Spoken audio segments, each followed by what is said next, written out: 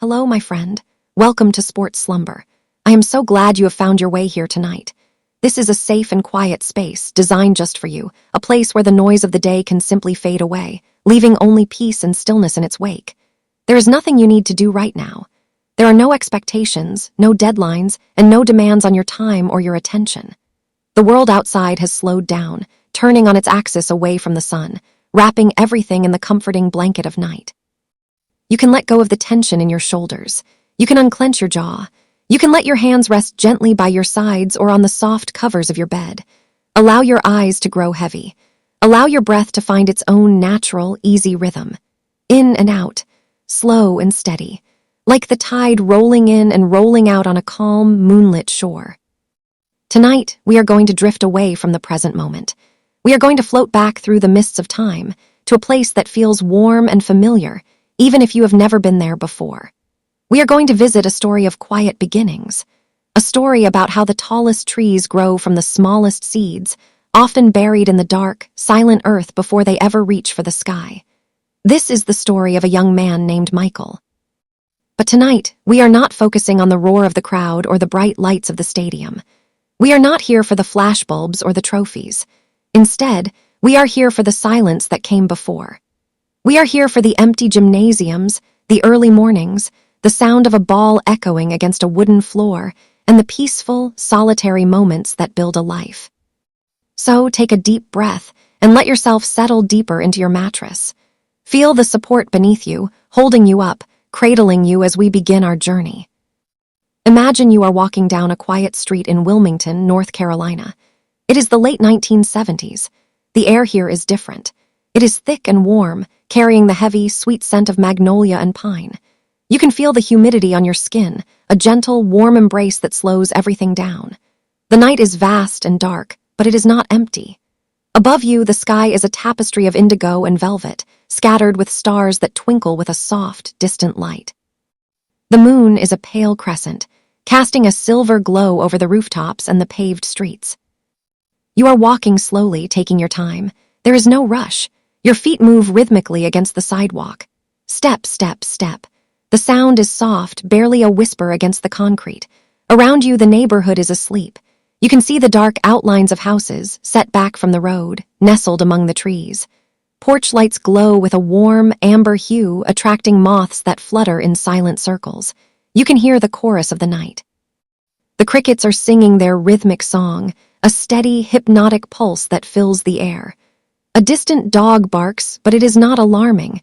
It is just a part of the sleepy landscape. Somewhere far off, you might hear the faint hum of a car engine, fatting away into the silence. As you walk, you notice the stillness of the trees. Great oaks and pines stand like silent sentinels, their branches reaching out to touch one another, forming a canopy over the street. The leaves rustle gently in the breeze, a soft whispering sound that lulls you deeper into relaxation. It is a peaceful place, a place where time seems to move a little slower, a place where dreams have room to breathe. You turn a corner and find yourself standing in front of a modest house. It is quiet like all the others, but around the back in the yard, there is a small patch of dirt and grass, worn down by years of footsteps.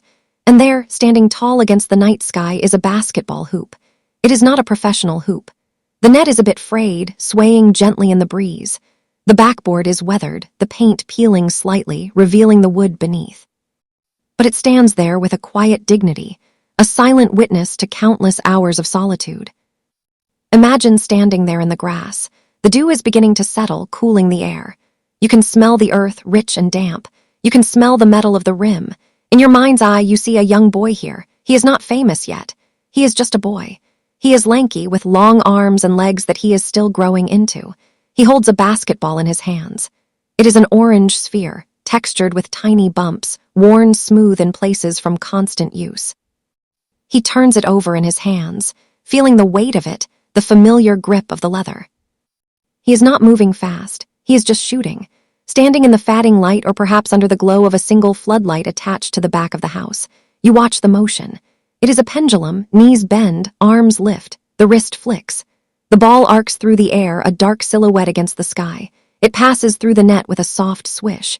That sound, swish, is the most peaceful sound in the world to him. It is the sound of perfection, of alignment, of things falling into place. He retrieves the ball. He dribbles once, twice. The sound of the ball hitting the packed earth is dull and rhythmic. Thud, thud. It sounds like a heartbeat. The heartbeat of the game, the heartbeat of a dream. He shoots again and again. There is no crowd cheering him on. There is no announcer calling his name. There is only the night, the crickets, and the rhythm of the shot. This is where it begins, in the quiet, in the repetition, in the love of the motion itself. Let this image fade gently, like a photograph dissolving into mist. We are moving now, drifting further into the landscape of this story. We are moving toward a building that sits silent and dark a few miles away. It is Sly A. Laney High School. You approach the building from the outside. It is a structure of brick and glass, typical of schools from this era. It feels solid, grounded. The parking lot is empty, a vast expanse of asphalt reflecting the moonlight. You glide toward the entrance, passing through the heavy double doors as if you are a ghost, quiet and unseen. Inside, the air is cool and still. It smells of floor wax and old books, of chalk dust and pencil shavings. It is the smell of learning, of potential. You walk down the long hallway. Your footsteps make no sound on the tiled floor. On the walls, you see rows of metal lockers, painted in muted colors. They stand closed and silent, guarding the secrets and the supplies of hundreds of students who are currently asleep in their beds. You pass bulletin boards covered in flyers and announcements, their edges curling slightly. The school feels paused, waiting for the morning bell to bring it back to life. But for now, it belongs to the night. It belongs to the silence. You reach the end of the hallway and push open a set of heavy wooden doors. You step inside, and the space opens up around you. You are in the gymnasium. The gym is a cathedral of sport. The ceiling is high, lost in the shadows above. High windows line the upper walls, letting in squares of pale moonlight that stretch across the floor. The floor is the centerpiece. It is made of polished maple, the wood grain flowing in long, unbroken lines. It glows softly in the dim light, a sea of amber and honey. You can see the painted lines, the circles and the keys, marking out the boundaries of the game. They are crisp and clean, waiting for feet to cross them. The air in here is different than the hallway. It smells of rubber and varnish, of sweat that has long since evaporated, leaving only a memory of effort. It is a cavernous space, yet it feels intimate. The bleachers are pushed back against the walls, folded up like sleeping giants. The baskets hang at either end of the court, silent sentinels watching over the empty floor. Walk to the center of the court. Stand on the logo painted in the middle. Close your eyes and listen. The silence here is heavy, but it is not empty. It is filled with the echoes of the past and the whispers of the future. If you listen closely, you can almost hear the squeak of sneakers, the shout of a teammate, the shrill blast of a whistle. But these sounds are faint, like memories of a dream. In reality, there is only the hum of the ventilation system, a low, steady drone that vibrates through the floor, grounding you in the moment. It is in this gym that our story finds its anchor. It is the autumn of 1978. The air outside is turning crisp, the leaves on the trees shifting from green to gold and russet. Inside the gym, the air is thick with anticipation. It is tryout season. Imagine the atmosphere of those afternoons. The gym is no longer silent. It is filled with boys, eager and nervous. They wear gym shorts and t-shirts, their numbers pinned to their chests. The air is filled with the cacophony of balls bouncing, a chaotic, thundering rhythm that echoes off the metal rafters. 50 balls, 100 sneakers, shouting voices. It is a storm of energy. Among them is Michael. He is 15 years old. He is a sophomore. He is a good athlete, skilled and quick, but he is not the giant he will become. He is about 5'10". He blends in with the others. He is working hard, his eyes focused, his movements fluid. You can see the determination in his face, the way he bites his lip when he concentrates. He wants this. He wants to be on the varsity team. The varsity team is where the glory is. It is the team that plays under the bright lights on Friday nights. It is the team that the whole town comes to watch. The coaches stand on the sidelines holding clipboards. They watch with critical eyes, making notes, whispering to one another. They are looking for height. They are looking for size. They need players who can battle under the basket, who can rebound and block shots. They look at Michael and they see skill, yes. But they also see a boy who is slight, a boy who is shorter than the others they are considering. The drills continue for days. Layups, sprints, defensive slides, the sound of whistles cutting through the noise, the smell of effort rising in the air. Michael gives everything he has. He runs the fastest. He jumps the highest he can. He dives for loose balls, his skin sliding against the polished wood. He feels the burn in his lungs, the ache in his muscles, but he pushes it aside. He is fueled by a dream. He imagines wearing the varsity jersey. He imagines his name being announced. Then the final day of tryouts arrives. The practice ends. The balls are gathered and placed back on the rack. The boys sit on the bleachers, wiping sweat from their foreheads, their chests heaving. The coach thanks them for their effort. He tells them that the roster will be posted in the morning. That night, Michael sleeps fitfully. He tosses and turns, his mind replaying every play, every shot, every pass. Did he do enough? Did they see him? The night stretches out, long and slow. The moonlight creeps across his floor, marking the passage of hours. Finally, the sun begins to rise, painting the sky in soft hues of pink and orange. The morning is cool and damp. Michael gets to school early. He walks through the same doors you walked through earlier. He walks down the same hallway. His heart is beating a little faster now. He approaches the locker room. There, taped to the wall, is a single sheet of white paper. A crowd of boys is gathered around it. They are silent, scanning the list. Some let out sighs of relief. Others turn away, shoulders slumped. Michael pushes his way gently to the front. He looks at the paper. It is a typed list of names. He scans it from top to bottom. He looks for the letter J. Johnson, Jones. He looks for Jordan. He reads the list once. He reads it twice. He reads it a third time just to be sure. His name is not there. He looks at another list, posted next to it. The junior varsity roster. There it is, Michael Jordan. He has been cut from the varsity team. Now pause here. Let us hold this moment in a gentle, soft light. It is easy to think of this as a moment of tragedy, of heartbreak. And for a 15-year-old boy, it certainly felt like a heavy weight. But looking back, through the lens of history, we can see it differently. We can see it not as an end, but as a beginning. We can see it as the moment the seed was planted deep in the soil. Michael turns away from the wall. He does not make a scene. He does not shout. He feels a lump in his throat, a stinging in his eyes. He walks down the hallway, the noise of the other students fatting into a dull buzz. He goes through his classes that day in a daze. The teachers' voices are muffled. The words on the chalkboard blur together. He is carrying the weight of disappointment. It feels heavy, like a stone in his chest. When the final bell rings, he goes home. He walks into his house, goes to his room, and closes the door. And in the privacy of that quiet room, he lets the tears come. It is okay to cry. It is a release. It is the rain that waters the soil. He cries for the dream that feels like it has been snatched away. He cries for the embarrassment, for the feeling of not being good enough. But then, as the afternoon sun begins to dip lower in the sky, casting long shadows across his room, something shifts. The tears stop.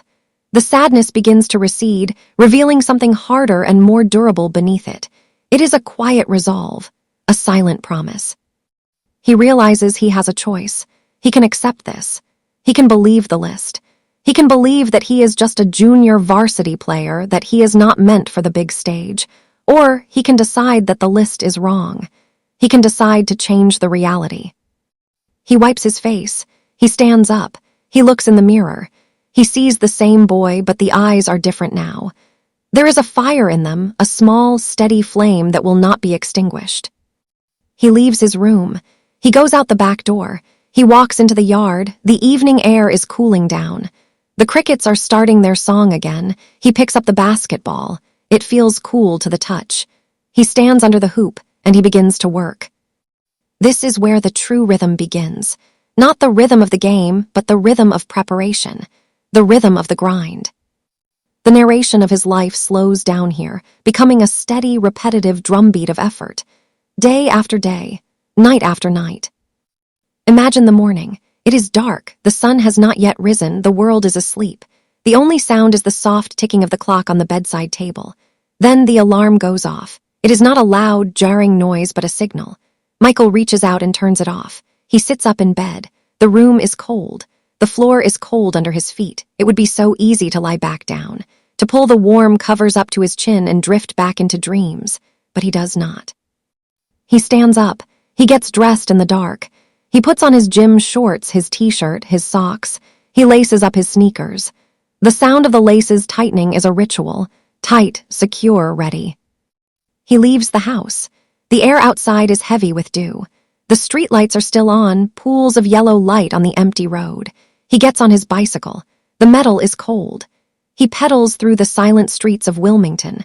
The tires hum against the pavement. The wind rushes past his ears. He is alone in the world, a solitary figure moving through the pre-dawn darkness. He arrives at the school. The janitor is there, unlocking the doors. He knows Michael now.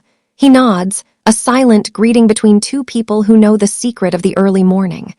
Michael walks into the gym. It is dark, shadowy. He finds the light switch. Click. The lights hum to life, flickering at first, then steadying into a bright, artificial glow.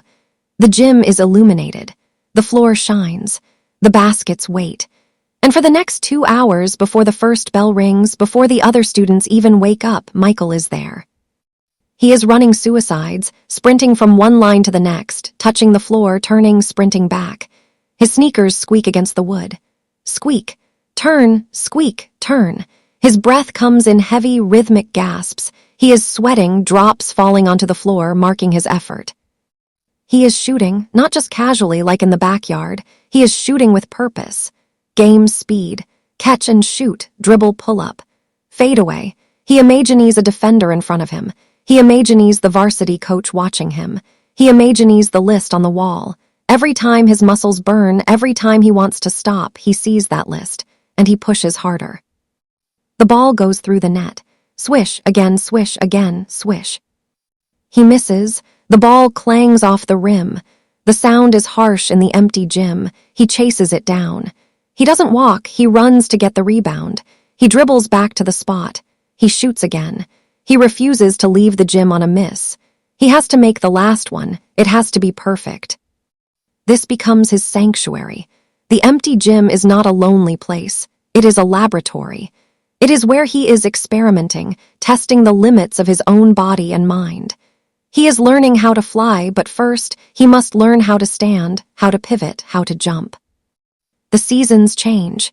Winter comes, bringing colder mornings. The bike ride to school is freezing. The wind cuts through his clothes. His fingers are numb when he arrives at the gym, but he keeps going. The cold only sharpens his focus. It makes the warmth of the gym feel even more inviting. He plays on the junior varsity team, and he dominates. He is faster than everyone else. He jumps higher. But he doesn't play for the applause of the JV crowd. He plays to prove a point. Every game is a message. Every point he scores is a letter in a letter he is writing to the world, a letter that says, "I am here, I am coming." The JV games are played in the late afternoon, before the varsity games. The stands are mostly empty. The sun streams through the high windows, creating blinding patches of light on the court. Dust motes dance in the beams. Michael moves through the light and the shadow. He is a blur of motion. He steals the ball. He dribbles down the court. He leaps. For a moment, he seems to hang in the air, defying gravity, before laying the ball softly into the hoop. He is growing, too. Nature is conspiring with his hard work.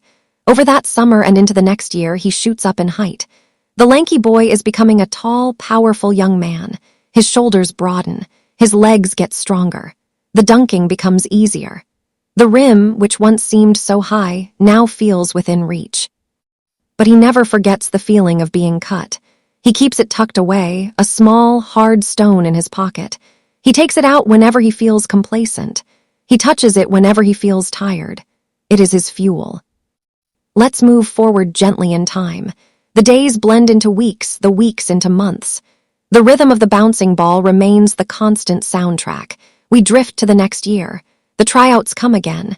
This time there is no doubt. This time when the list is posted, the name is there. Michael Jordan, varsity. But making the team is not the destination. It is just another door opening. Now the real work begins. Now he is on the stage he wanted. But he doesn't just want to be on the stage, he wants to own it. The setting shifts. It is a Friday night in the gym. The atmosphere is electric. The bleachers are pulled out, filling the space. They are packed with people. Students, parents, townspeople. The air is hot and humid, filled with the smell of popcorn and anticipation. The band is playing, a brassy, energetic tune that vibrates in your chest. The cheerleaders are chanting. The noise is a physical force. Michael runs onto the court with his team. He is wearing the varsity uniform now. It feels light on his skin. He looks up at the stands. He sees the faces. He feels the energy. But when the whistle blows and the ball is tossed into the air, the noise fades away for him. He enters a zone of quiet focus. He moves with a grace that is mesmerizing. He is fluid like water flowing around rocks. He anticipates the play before it happens. He sees the angles. He sees the open spaces. He catches a pass on the wing. He drives to the basket. The defenders collapse on him. He spins. He jumps. He is in the air, floating. The noise of the crowd rises to a crescendo, but inside his mind it is silent. There is only the target. He releases the ball. It kisses the glass and drops through the net. The crowd erupts, but Michael is already running back on defense. He is not celebrating. He is focused on the next play, the next stop, the next moment. He becomes the star of the team. He becomes the best player in the conference. College scouts start to appear in the stands. They are men in suits or polo shirts, sitting quietly taking notes. They whisper to each other, pointing at the player with the number 23 on his back. They see the potential. They see the raw talent. But what they might not see is the early mornings. They don't see the bike rides in the dark. They don't see the thousands of shots taken in the solitude of the backyard. They see the flower, but they don't see the roots. The University of North Carolina, Chapel Hill. The name carries a weight, a prestige. It is the pinnacle of college basketball in the state. The colors are Carolina blue and white, the colors of the sky on a perfect spring day. Michael chooses to go there. He chooses to play for a legendary coach, a man who values discipline and teamwork above all else. Imagine the transition, leaving the familiar streets of Wilmington, leaving the backyard hoop, leaving the high school gym where he learned to fly. He packs his bags. He packs his dreams. He travels inland to the rolling hills of the Piedmont. Chapel Hill is a beautiful place. The campus is a garden of brick buildings and ancient trees. Stone walls line the paths. The air is filled with the sound of the bell tower ringing the hour. It is a place of tradition. And now it is Michael's new home. He is a freshman again. He is at the bottom of the ladder. He is playing with men who are older, stronger, more experienced. He is playing for a coach who demands perfection. The practices are harder than anything he has ever known. The intensity is ratcheted up. But Michael thrives. He loves the challenge. He loves the grind. He finds a new rhythm here. The practice gym at UNC becomes his new sanctuary. The floor is different, the lights are brighter, but the game is the same. The ball is the same. The basket is the same height. We move to the year 1982. It is late March. The setting is the Superdome in New Orleans. It is the national championship game. The stakes could not be higher. The arena is vast, a cavernous dome that holds tens of thousands of people. The noise is deafening. The lights are blinding. Michael is a freshman. He is 19 years old. He is on the court with legends. The game is tight, back and forth. A chess match played at high speed. The tension hangs in the air, thick and heavy. Every possession matters. Every mistake is magnified. The clock is ticking down. Less than 20 seconds left. UNC is down by 1 point. The coach calls a timeout. The team gathers in a huddle on the sideline. The players are sweating, breathing hard.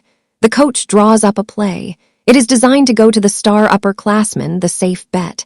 But the coach also looks at Michael. He tells him to be ready. The timeout ends. The players walk back onto the court. The noise of the crowd washes over them like a tidal wave. But Michael is calm. He feels that familiar stillness inside. The ball is inbounded. It moves around the perimeter. Passes are crisp. The defense is shifting. The ball comes to Michael on the left wing. He is 16 feet from the basket. There are 15 seconds left on the clock. He catches the ball. He doesn't hesitate. He doesn't look for a pass. He rises up. Time seems to slow down.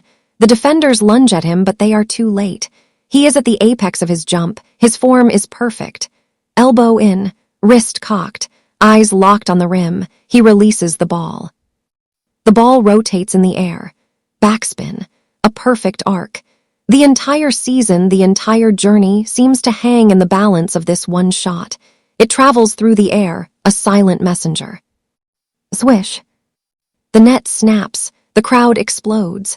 But in that moment, the only thing that matters is the sound of preparation meeting opportunity, the sound of the backyard, the sound of the empty gym. UNC takes the lead. The final seconds tick away. The buzzer sounds.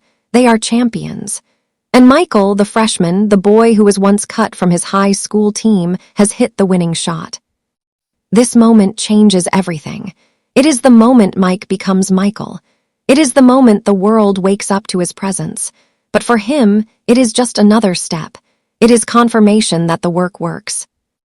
Now let us drift forward again. The years at college pass. He grows stronger, faster, smarter. He learns the nuances of the game. He learns how to lead. He is ready for the next level. He is ready for the NBA. The year is 1984. The draft. He is selected by Chicago. He travels north to a city of broad shoulders and biting winds. Chicago, the windy city. It is a place of steel and concrete, of skyscrapers that pierce the clouds. It is a tough city, a working-class city. He arrives at the old Chicago Stadium. It is a legendary building known as the Madhouse on Madison. It is old and loud. The acoustics are incredible. The fans are passionate, but the team has been struggling. They are not champions. They are used to losing. Michael walks into the locker room. It smells of liniment and old sweat. He puts on the jersey, red, black, and white. The number 23, he ties his shoes. He walks out of the tunnel and onto the court. The roar of the Chicago Stadium is different than anything he has heard before. It is a deep, guttural roar. It shakes the floorboards. The organ plays, a loud, carnival sound that fills the air. The lights go down. A spotlight hits the floor. From North Carolina, at guard, 66, Michael Jordan. He runs onto the court, and from the very first game, he is different. He moves with a speed and a power that the league has not seen before. He flies through the air. He dunks over giants. He steals the ball and races down the court like a gazelle. The narrative of the game changes when he is on the floor. It becomes a show, a ballet. People come just to see him play. They come to see the impossible made real. But even with all the highlights, all the scoring titles, the championships do not come immediately. The path is blocked. There are other teams, older teams, stronger teams, the Boston Celtics, the Detroit Pistons. They are the gatekeepers. They are the mountains that must be climbed. The Pistons, in particular, are a formidable obstacle. They are known as the bad boys. They play physical. They play rough. They have a set of rules designed specifically to stop Michael. They hit him when he drives. They knock him down. They try to break his spirit. Imagine the frustration, the long seasons, the bruising games. Imagine sitting in the locker room after a playoff loss, body aching, ice packs on your knees, staring at the floor. The silence of defeat is heavy. It presses down on you. It whispers that maybe you are not enough. Maybe you can score, but you cannot win. But Michael remembers the list. He remembers the feeling of the empty gym. He goes back to the work. He decides he needs to be stronger. He hits the weight room. This is a new kind of rhythm. The clank of iron plates, the hiss of the hydraulic machines, the strain of the muscles. He lifts early in the morning. He lifts after practice. He builds armor. He adds muscle to his frame, transforming his body into a machine capable of withstanding the punishment. He calls his teammates to join him. He pushes them. He demands more from them. He is not always gentle. He is driven by a singular focus. He wants to win. He needs to win. He knows that he cannot do it alone, but he also knows that he must lead the way. The years pass. 1988, 1989, 1990. Each year they get closer. Each year they climb a little higher up the mountain. The defeats become narrower. The lessons become clearer. Then the 1991-991 season arrives. The air feels different. There is a sense of destiny. The team is ready. Michael is ready. He is at the peak of his powers. He is strong, fast, skilled, and mentally unbreakable. They storm through the season. They are a whirlwind. They reach the playoffs. They sweep the Pistons, the team that had tormented them for years. It is a changing of the guard. The old kings are dethroned. The path to the finals is open. The NBA Finals. Chicago Bulls versus the Los Angeles Lakers. The Lakers are led by Magic Johnson, a legend, a champion. It is a clash of eras, the established greatness versus the rising power. The series begins. The tension is palpable. The whole world is watching, but Michael is calm. He is in his element. He plays with a beautiful efficiency. He scores, yes, but he also passes. He defends. He trusts his teammates. Game 5, Los Angeles. The Forum. The lights are golden. The court is famous. The Bulls are one win away from the title. The game is close, but in the fourth quarter, Chicago pulls away. Michael is everywhere. He is controlling the tempo, controlling the emotion. The final buzzer sounds. It is over. The journey that began in the backyard in Wilmington, that passed through the disappointment of the high school gym, through the early mornings and the late nights, has reached its summit. Michael holds the trophy. He hugs it tight. Tears stream down his face. These are not the tears of the boy who was cut. These are the tears of a man who has fulfilled a promise to himself. The locker room is chaos, champagne spraying, people shouting. But in the center of it, Michael is holding onto the golden trophy as if it is the only solid thing in the world. He has done it. He is a champion. But the story does not end there. Greatness is not a destination, it is a habit. One championship becomes two, two becomes three, a three-peat. He dominates the world of basketball completely. He is an icon. His silhouette is everywhere. And then something unexpected happens. A pause, a breath. It is 1993. Tragedy strikes his personal life. He loses his father, his anchor, his friend. The grief is a vast, dark ocean. The game, which had always been his sanctuary, suddenly feels different. The joy is dimmed. The fire burns low. He decides to walk away. He retires. He leaves the game of basketball at the height of his powers. The world is shocked. How can the greatest player just stop? He turns to baseball. It was his father's favorite sport. It is a return to childhood, a return to the smell of grass and the crack of the bat. He goes down to the minor leagues. He rides the buses. He plays in small stadiums in Alabama and Tennessee. He is no longer the king. He is a rookie. He struggles. He strikes out. The media mocks him. They say he is making a mistake. But watch him. Watch the way he works. He is the first one at the batting cage. He is the last one to leave. He is callousing his hands. He is learning a new rhythm. He is finding peace in the effort, in the humility of starting over. It is a quiet time, a time of healing. The long bus rides through the night allow him to think, to grieve, to reset. 18 months pass. The itch returns. The basketball court calls to him. It is a siren song he cannot ignore. The rhythm of the bounce is in his blood. He sends a fax, 2 words, "I'm back." He returns to Chicago. He puts on the number 45, then eventually the number 23 returns. But he is not the same player. He is older. He has been away. The team has changed. They lose in the playoffs that year. The critics whisper. They say he has lost a step. They say the magic is gone. They say he is too old. Michael hears the whispers. He collects them. He stores them away just like he stored the memory of the high school list. He retreats to the studio. That summer, while a movie is being filmed, he has a special gym built on the studio lot. The Jordan Dome. He invites the best players in the league to come and play pickup games. He is testing himself. He is sharpening his blade. He is working harder than ever before. He is reconstructing his game. If he cannot fly quite as high as he used to, he will be smarter. He will develop a fadeaway jumper that is indefensible. He will use his strength. He will master the mental game. The 1990-51996 season begins. The Chicago Bulls are on a mission. Michael is on a mission. It is a scorched earth campaign. They do not just win, they dominate.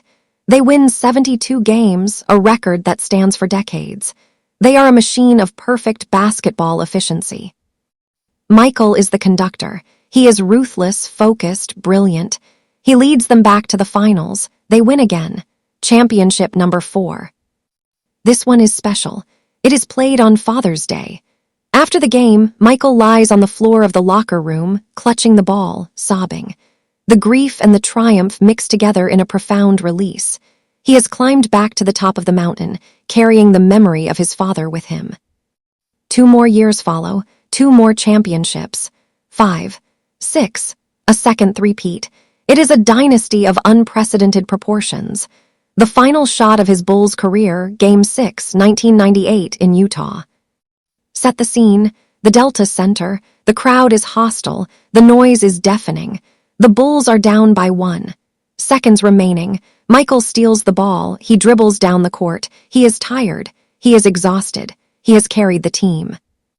He drives right. He pulls back. The defender slips. Michael rises up. The form is perfect. The follow-through is held, a pose for the ages. Swish. The silence that follows in the arena is heavy. The ball has spoken. The game is won. The legend is complete. 6 rings, 6 championships, a legacy that will never be forgotten. But tonight, as you lie here, safe and warm, let us not focus on the trophies. Let us focus on the quiet moments that made them possible. Let us return to the image of the boy in the backyard. The sun has gone down. The moon is high. The house is dark, but he is still there. Thud, thud, swish. Thud, thud, swish. The rhythm is a lullaby. It is a reminder that greatness is not a sudden lightning strike. It is a slow, steady accumulation of moments. It is the patience to plant the seed. It is the discipline to water it. It is the courage to wait for the harvest. You can feel that rhythm in your own body now. Your heart beating slow and steady. Your breath flowing in and out. The day is done. The work is finished. You have earned this rest. The story of Michael is a story of climbing mountains, but every mountain is made of earth and stone, just like the ground beneath your feet. It is grounded. It is real. Now we are going to let the image of the basketball court fade. The bright lights dim. The squeak of the sneakers goes silent. We are drifting away from Chicago, away from North Carolina. We are floating back to the present moment, to the comfort of your own room. The air around you is still. The shadows are soft. You are safe. You are relaxed. As you drift deeper into sleep, you might find yourself walking in a new place. Imagine a path winding through a gentle forest. The trees are tall and ancient, their branches swaying in a soft breeze. The ground is covered in soft moss, cushioning your steps. You walk slowly, enjoying the peace of the woods. Sunlight filters through the leaves, creating a dappled pattern of light and shadow on the path. Birds are singing in the canopy, their songs weaving a melody of pure joy. You come to a clearing. In the center of the clearing is a small, clear pond. The water is still as glass, reflecting the blue sky and the white clouds drifting by. You walk to the edge of the pond and sit down on a smooth stone. You watch the water. Occasionally, a small ripple disturbs the surface, spreading out in perfect, concentric circles until it disappears into the shore. It is mesmerizing. It is calming.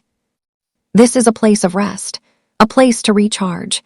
Just as the athlete needs the off-season, just as the day needs the night, you need this time of sleep. It is essential. It is natural. Feel the heaviness in your limbs. Your arms are heavy. Your legs are heavy. Your eyelids are so very heavy. It feels good to just let go, to surrender to the pull of sleep. There is a boat waiting for you at the edge of the pond. It is a small wooden rowboat lined with soft cushions. You step into the boat and lie down. It rocks gently beneath you, cradled by the water. The boat begins to drift. It floats out into the center of the pond. You look up at the sky. It is a deep, endless blue. You feel the gentle warmth of the sun on your face. You hear the soft lapping of the water against the hull. Lap, lap, lap. It sounds like the rhythm of a ball bouncing in the distance. Slow, steady, peaceful. You are drifting now, drifting towards a land of dreams, a land where you can fly, a land where anything is possible. Sleep is a journey. It is a restoration. It is the time when your body heals and your mind sorts through the memories of the day. It is a gift you give to yourself. So accept the gift. Close your eyes. Let the darkness wrap around you like a warm blanket. The story of the boy who learned to fly is a reminder that we all have wings. Sometimes they are hidden. Sometimes we have to work to find them. But they are there, waiting. And as you sleep, maybe you will dream of flying, soaring over the clouds, weightless and free. Drift, float, sleep. The night is long. The night is yours. Let us stay in this feeling of weightlessness for a while longer. The boat drifts slowly toward the far shore of the pond, where a stream feeds into the water. The stream is gentle, its current slow and meandering. The boat enters the stream, guided by the soft flow of the water.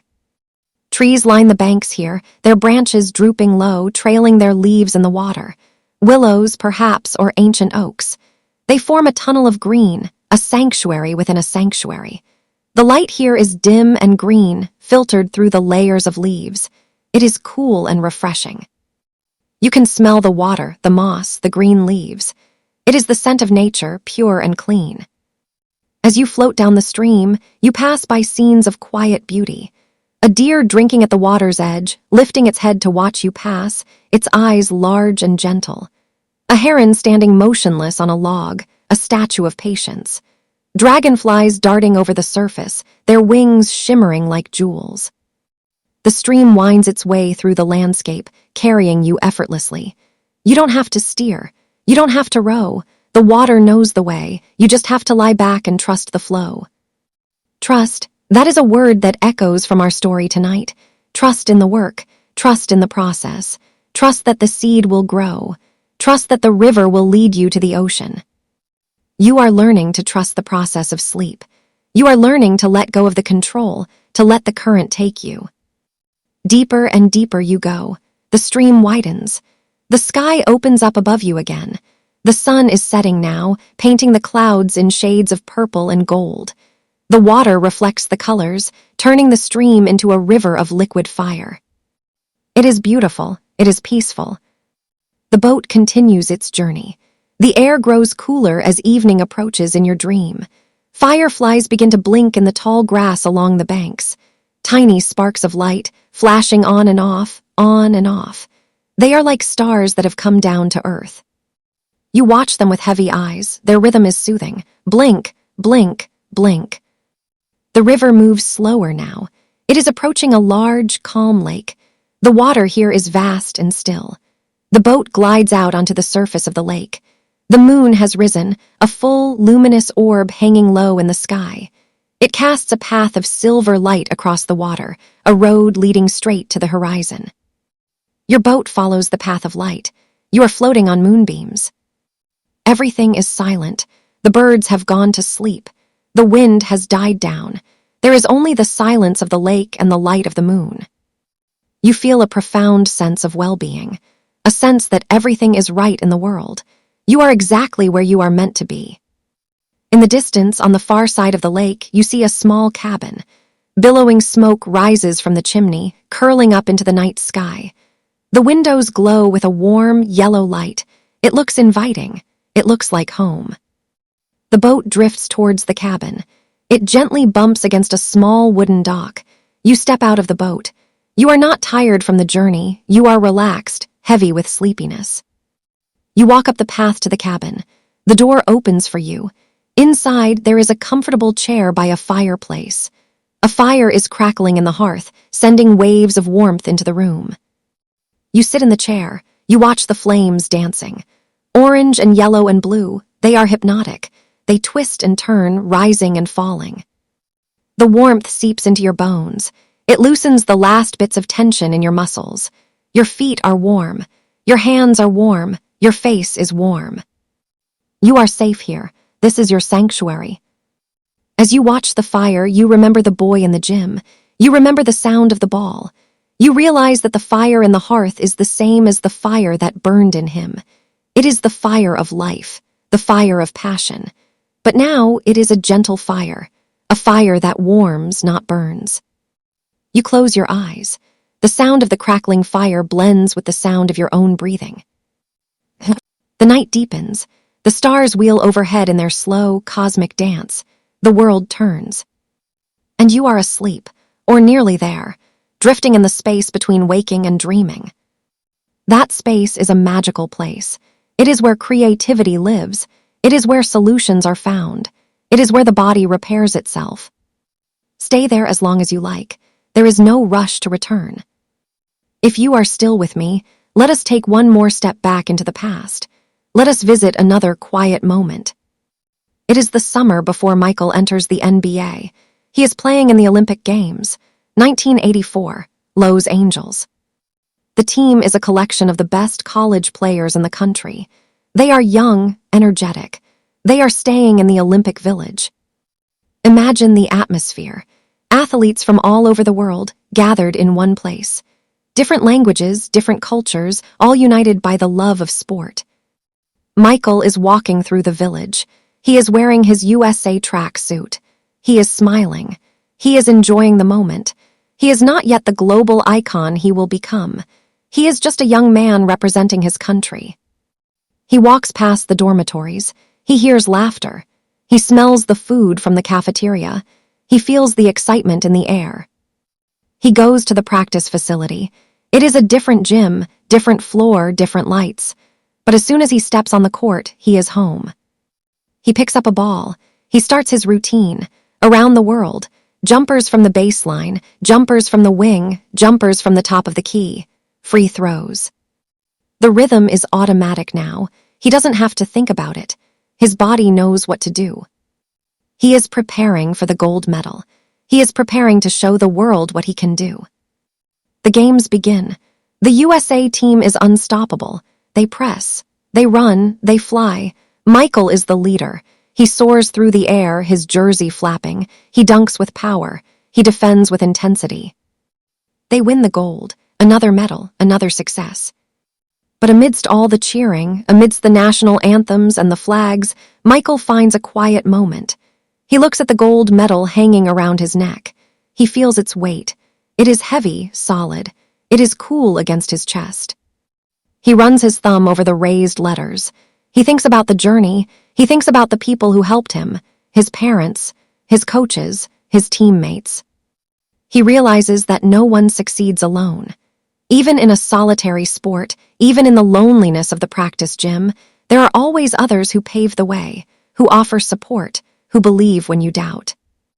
Gratitude, that is the feeling that washes over him, a deep, quiet gratitude. And you can feel that gratitude too. Gratitude for this day, gratitude for your breath, gratitude for the bed you are lying in, gratitude for the safety and comfort of this moment. Gratitude is a powerful relaxant. It shifts the mind from what is missing to what is present. It calms the nervous system. It opens the heart. So as you lie there, think of one small thing you are grateful for. It doesn't have to be big. It can be the softness of your pillow, the sound of the rain, a warm cup of tea, a smile from a stranger. Hold that thought in your mind. Let it fill you with a warm glow. Now let the scene fade completely. We are left with only the feeling of warmth, the feeling of rhythm, the feeling of peace. You are floating in a sea of tranquility. The waves are rocking you. Rock, rock, rock. The world is far away. The noise is gone. There is only you and the silence and the sleep. Let go, let go, let go. Sleep is coming. It is here. It is wrapping you in its arms. Good night, my friend. Good night. But wait, the story has a little more to give. Not a new chapter, but a deepening of the texture. Let's look closer at the sensory details of that era, the textures that surrounded a young athlete in the late 70s and early 80s. Think about the shoes. In the beginning, they were simple canvas or leather. Converse All-Stars, Adidas. The rubber soles were thick and stiff at first, needing to be broken in. Imagine the feeling of putting on a brand new pair of high tops. The canvas is crisp. The laces are white and flat. You pull them tight, feeling the shoe hug your ankle. The smell of the new rubber is distinctive, a chemical industrial scent that somehow smells like promise. You walk onto the court, the grip is perfect. Squeak. You stop on a dime, the shoes become an extension of your feet. Over time, they soften. They mold to the shape of your foot. The canvas gets scuffed and dirty. The laces get gray, but they become more comfortable, more familiar. They tell the story of the miles run, the jumps taken.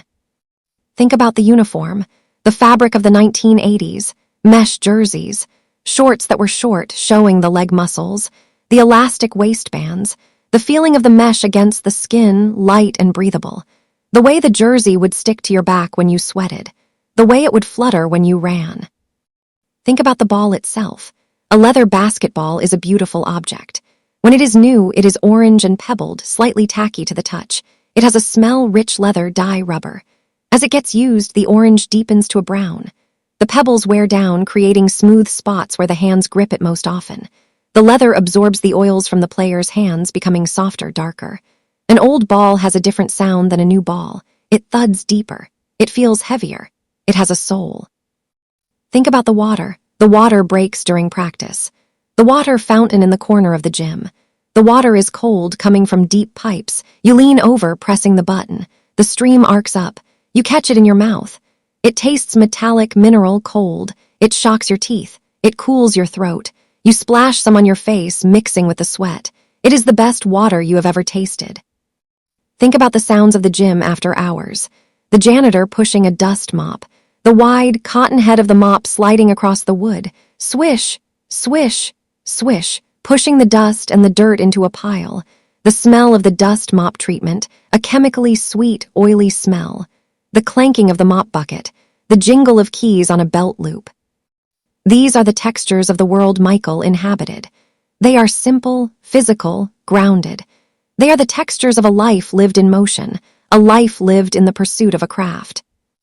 And you have your own textures, the cool side of the pillow, the weight of the duvet, the softness of the sheets, the texture of your pajamas.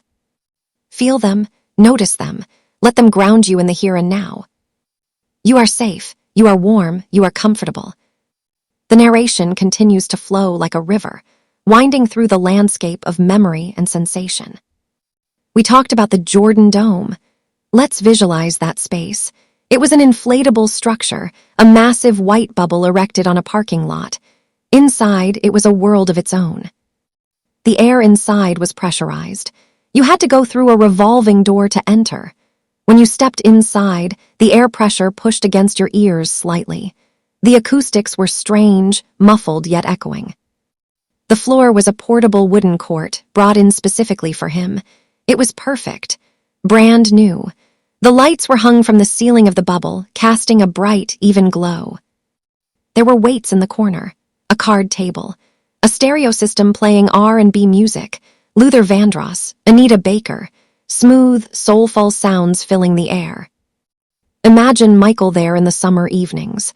The sun is setting outside, but inside the bubble, the light never changes. He is playing against the best. Magic is there. Pippin is there. They are playing for pride. They are playing for the love of the game. The trash talk is flowing, but it is friendly, competitive. The sound of laughter mixes with the sound of the ball. After the games, they sit around the card table. They drink Gatorade. They talk about life. They talk about the league. They are a brotherhood of giants. Michael is the host. He is the center of gravity. He is happy here. He is back in his element. This bubble is a cocoon, a place of transformation. It is where he sheds the rust of the baseball years and becomes the basketball player again. It is where he rebuilds his body and his mind. It is a reminder that sometimes we need to retreat to a safe space to grow. We need a bubble. We need a sanctuary. Your bed is your sanctuary tonight. Your bubble, a place where you can shed the worries of the day, a place where you can rebuild your energy, a place where you can transform. Rest in your bubble. Feel the protection it offers. Nothing can harm you here. The outside world is locked out. Only peace can enter. The stream of words is slowing down now. The river is widening into the sea. The horizon is near. We have traveled a long way together tonight. From the humid streets of Wilmington to the bright lights of Chicago. From the backyard hoop to the Olympic stage. We have seen the boy become the man. We have seen the failure become the fuel. We have seen the rejection become the greatness. It is a story of resilience, a story of patience, a story of rhythm. And now, the story is yours. You can take the rhythm into your dreams. You can take the resilience into your tomorrow. But for now, just take the rest. Sleep, my friend. Sleep. Sleep. You are still drifting, carried by the gentle current of the story, floating in that soft, liminal space between the waking world and the realm of dreams. The water beneath you is calm, a mirror reflecting the quiet indigo of the night sky. You are safe here. You are warm. There is nowhere else you need to be. The rhythm of the water against the boat is a steady, soothing pulse. Lap, lap, lap. It is the heartbeat of the night, slow and enduring. Let us guide your drifting boat toward a new shore now. The mist clears slowly, revealing a city skyline in the distance. It is Chicago again, but the years have passed. The jagged silhouette of the buildings is etched against the moonlit clouds. The city lights are a soft, amber glow on the horizon, a constellation of human activity that has quieted down for the night. We are moving toward the mid-1990s. The air is different here. It feels established. It feels heavy with history and expectation. Your boat gently nudges against a concrete embankment. You step out, moving with the weightless ease of a dream. You find yourself standing outside a massive building. It is the United Center. It is newer, larger than the old stadium we visited before. It stands like a fortress of glass and steel, silent in the cool night air. In front of the building, bathed in the soft spotlight of a street lamp, stands a bronze statue. It is a figure frozen in flight. The legs are splayed, the arm is extended, the ball is held high. It is Michael, captured in bronze, soaring forever above the pavement. You walk up to it. The metal is cool to the touch. You run your hand over the textured surface of the shoe, the smooth curve of the leg. It is a monument to motion, yet it is perfectly still. It is a reminder that even the most dynamic energy can be captured, held, and remembered in silence. The spirit, it is called, the spirit of flight, the spirit of excellence. You walk past the statue and approach the glass doors of the arena. They open silently for you. You step inside. The concourse is wide and empty. Your footsteps make no sound on the terrazzo floor. You pass concession stands that are shuttered and dark. You pass rows of empty seats, rising up into the shadows like a mountain range. The air inside is cool and conditioned, smelling faintly of popcorn and floor wax. You walk down the tunnel. The same path the players take. The walls are lined with photographs, frozen moments of triumph. You see images of the first 3 championships, the celebrations, the joy. But as you walk deeper, you sense a shift. The energy is different now. It is not the raw, explosive energy of youth. It is the calm, calculated power of mastery. We are entering the era of the second three-peat.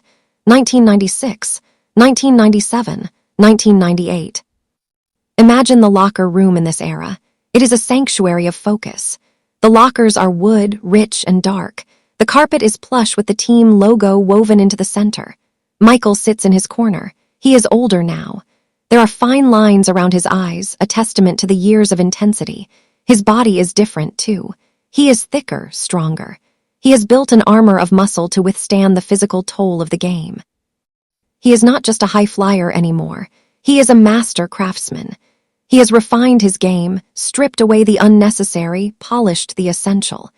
He relies less on gravity-defying leaps and more on footwork, on angles, on the devastating fadeaway jumper. Picture him on the court during a practice session in this era. The gym is quiet, save for the rhythmic bouncing of the ball and the squeak of sneakers. He is working on the fadeaway. He backs down a defender, imaginary or real, it doesn't matter. He feels the body behind him. He senses the weight, the balance. Then a quick shimmy, a fake to one side, and then the turn. He fades back. He creates space where there was none. He is falling away from the basket, yet his upper body remains perfectly vertical, perfectly balanced. It is a paradox of physics. He releases the ball at the very apex of his jump, his wrist snapping with a fluid, practiced motion. The ball arcs high, over the outstretched hands of the defender, and drops softly through the net. Swish. He lands lightly on his feet. He does it again, and again. It is a weapon of precision. It is indefensible. It is the result of thousands of hours in the Jordan Dome, thousands of repetitions in the empty gym. It is the sound of experience. The team around him has changed, too. There are new faces. Dennis Rodman with his colorful hair and chaotic energy, a master of the rebound, a worker in the paint. He brings a different kind of intensity, a wildness that Michael harnesses and directs. Scottie Pippen is still there, the silent partner, the defensive anchor, the brother in arms.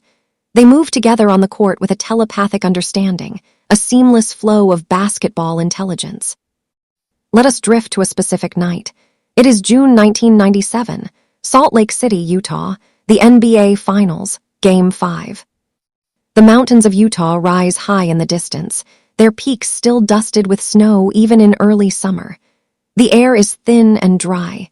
It is a difficult place to play. The crowd is loud, hostile, desperate for their own championship. But tonight the silence is in the hotel room. It is the day before the game, or perhaps the morning of. Michael is not well. He is lying in bed, the sheets tangled around him. The room is dark, the curtains drawn tight against the bright mountain sun. His body aches. His head is pounding. He feels weak, drained of all energy. It is a stomach virus or perhaps food poisoning. The cause doesn't matter. The effect is a heavy, crushing fatigue. He tries to sit up, but the room spins. He lies back down. He closes his eyes.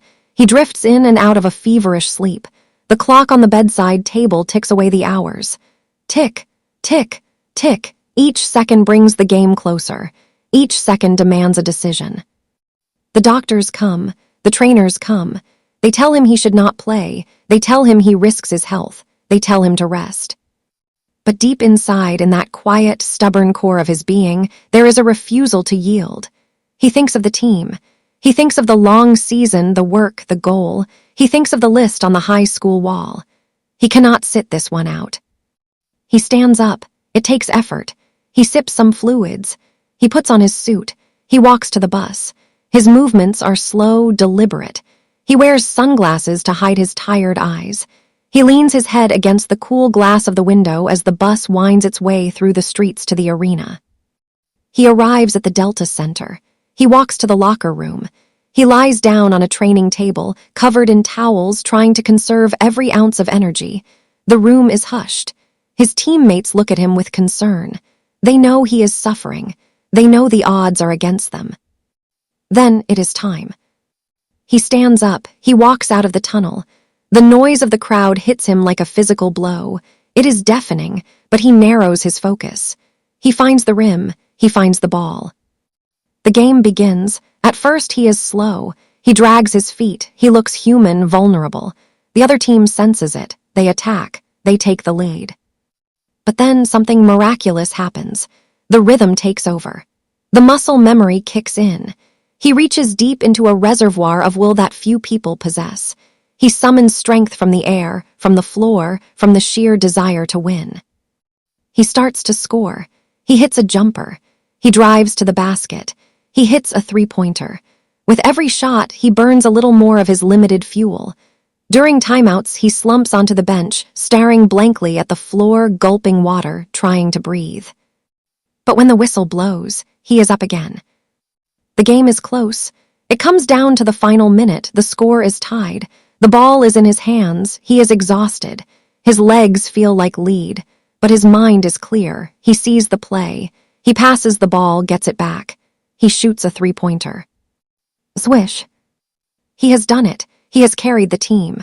The final buzzer sounds. The Bulls win. And then comes the image that is etched in history. Michael collapses into the arms of Scottie Pippen. He is too weak to walk on his own. Scottie holds him up, guiding him off the court. It is a moment of pure brotherhood, a moment of shared burden. It is soft, intimate, human. It is the quietest moment in a loud arena.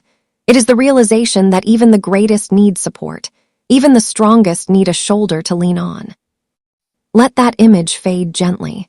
The exhaustion of that night dissolves into the peace of victory. The fever breaks. The rest comes.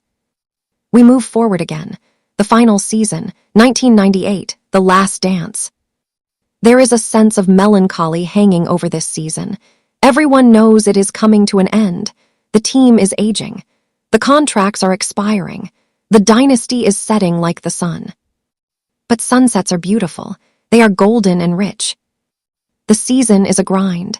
Every city they visit is a farewell tour.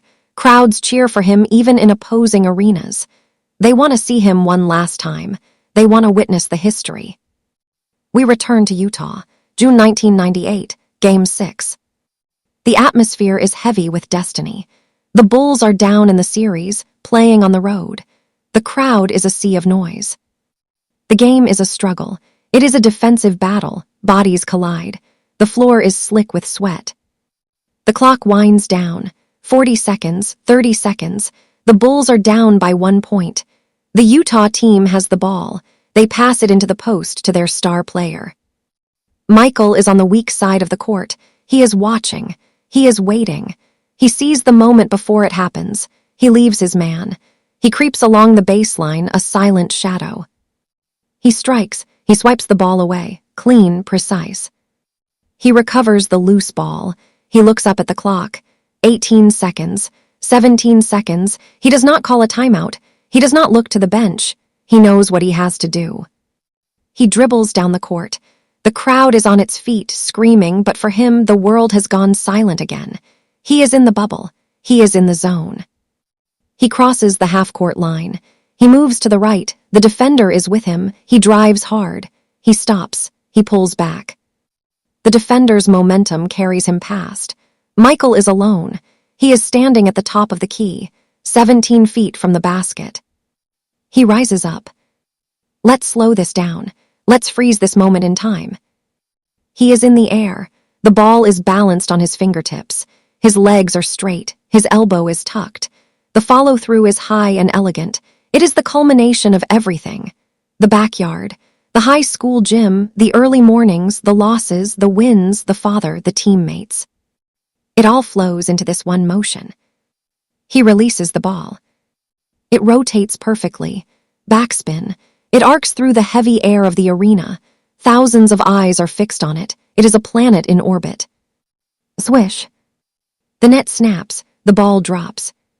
He holds the pose, the hand in the cookie jar. The follow-through remains, a statue in the air, long after the ball has gone through. The silence that follows is profound. It is the silence of awe. The Bulls win, the second three-peat, championship number 6. He walks off the court. He holds up 6 fingers. He smiles. It is a tired smile, a satisfied smile. The journey is complete. The mountain has been climbed twice. Let the noise of that celebration fade away. Let the confetti settle on the empty floor. Let the lights dim in the arena. We are drifting away from the court now. We are moving into the quiet years that followed. 1999, 2000, 2001. Michael has retired again. He has stepped away from the spotlight. He is living a different life now, a life of boardrooms and golf courses. Imagine a golf course in the early morning. The sun is just rising, casting long shadows across the dew-covered fairways. The grass is perfectly manicured, a carpet of emerald green. The air is fresh and cool, smelling of cut grass and pine needles. Michael is there. He is walking the course. It is quiet. There is no crowd. There are no defenders, just the ball, the club, and the hole. He swings. Thwack. The sound of the club hitting the ball is crisp and clean. He watches it soar through the blue sky. He walks after it. This is a different kind of rhythm. It is slower. It is more contemplative. It is a rhythm of patience. Walking, thinking, breathing. He is finding peace in the silence. He is learning to be Michael, the man, not just Michael, the player. He lights a cigar. The smoke curls up into the air, aromatic and rich. He takes a deep breath. He is relaxing. He is letting the adrenaline of the past 2 decades slowly drain away. He wears comfortable clothes, loose slacks, a polo shirt. He laughs with his friends. The competitive fire is still there. He wants to win the hole. He wants to sink the putt, but it is tempered now. It is a game, not a war. But the love of basketball is a deep root. It does not pull out easily. He becomes an executive. He wears suits. He sits in an office in Washington, D.C. He watches the game from a box high above the court. He sees the young players. He sees their mistakes. He sees their potential. He starts to feel the itch again, Not to dominate, perhaps, but to teach, to show them the way, to finish on his own terms. The year is 2001. The world has changed. It is a more somber time. The country is healing from tragedy. Michael feels a need to contribute, to bring a little bit of joy, a little bit of distraction back to the world. He announces he is coming back. Again, but this time it is different.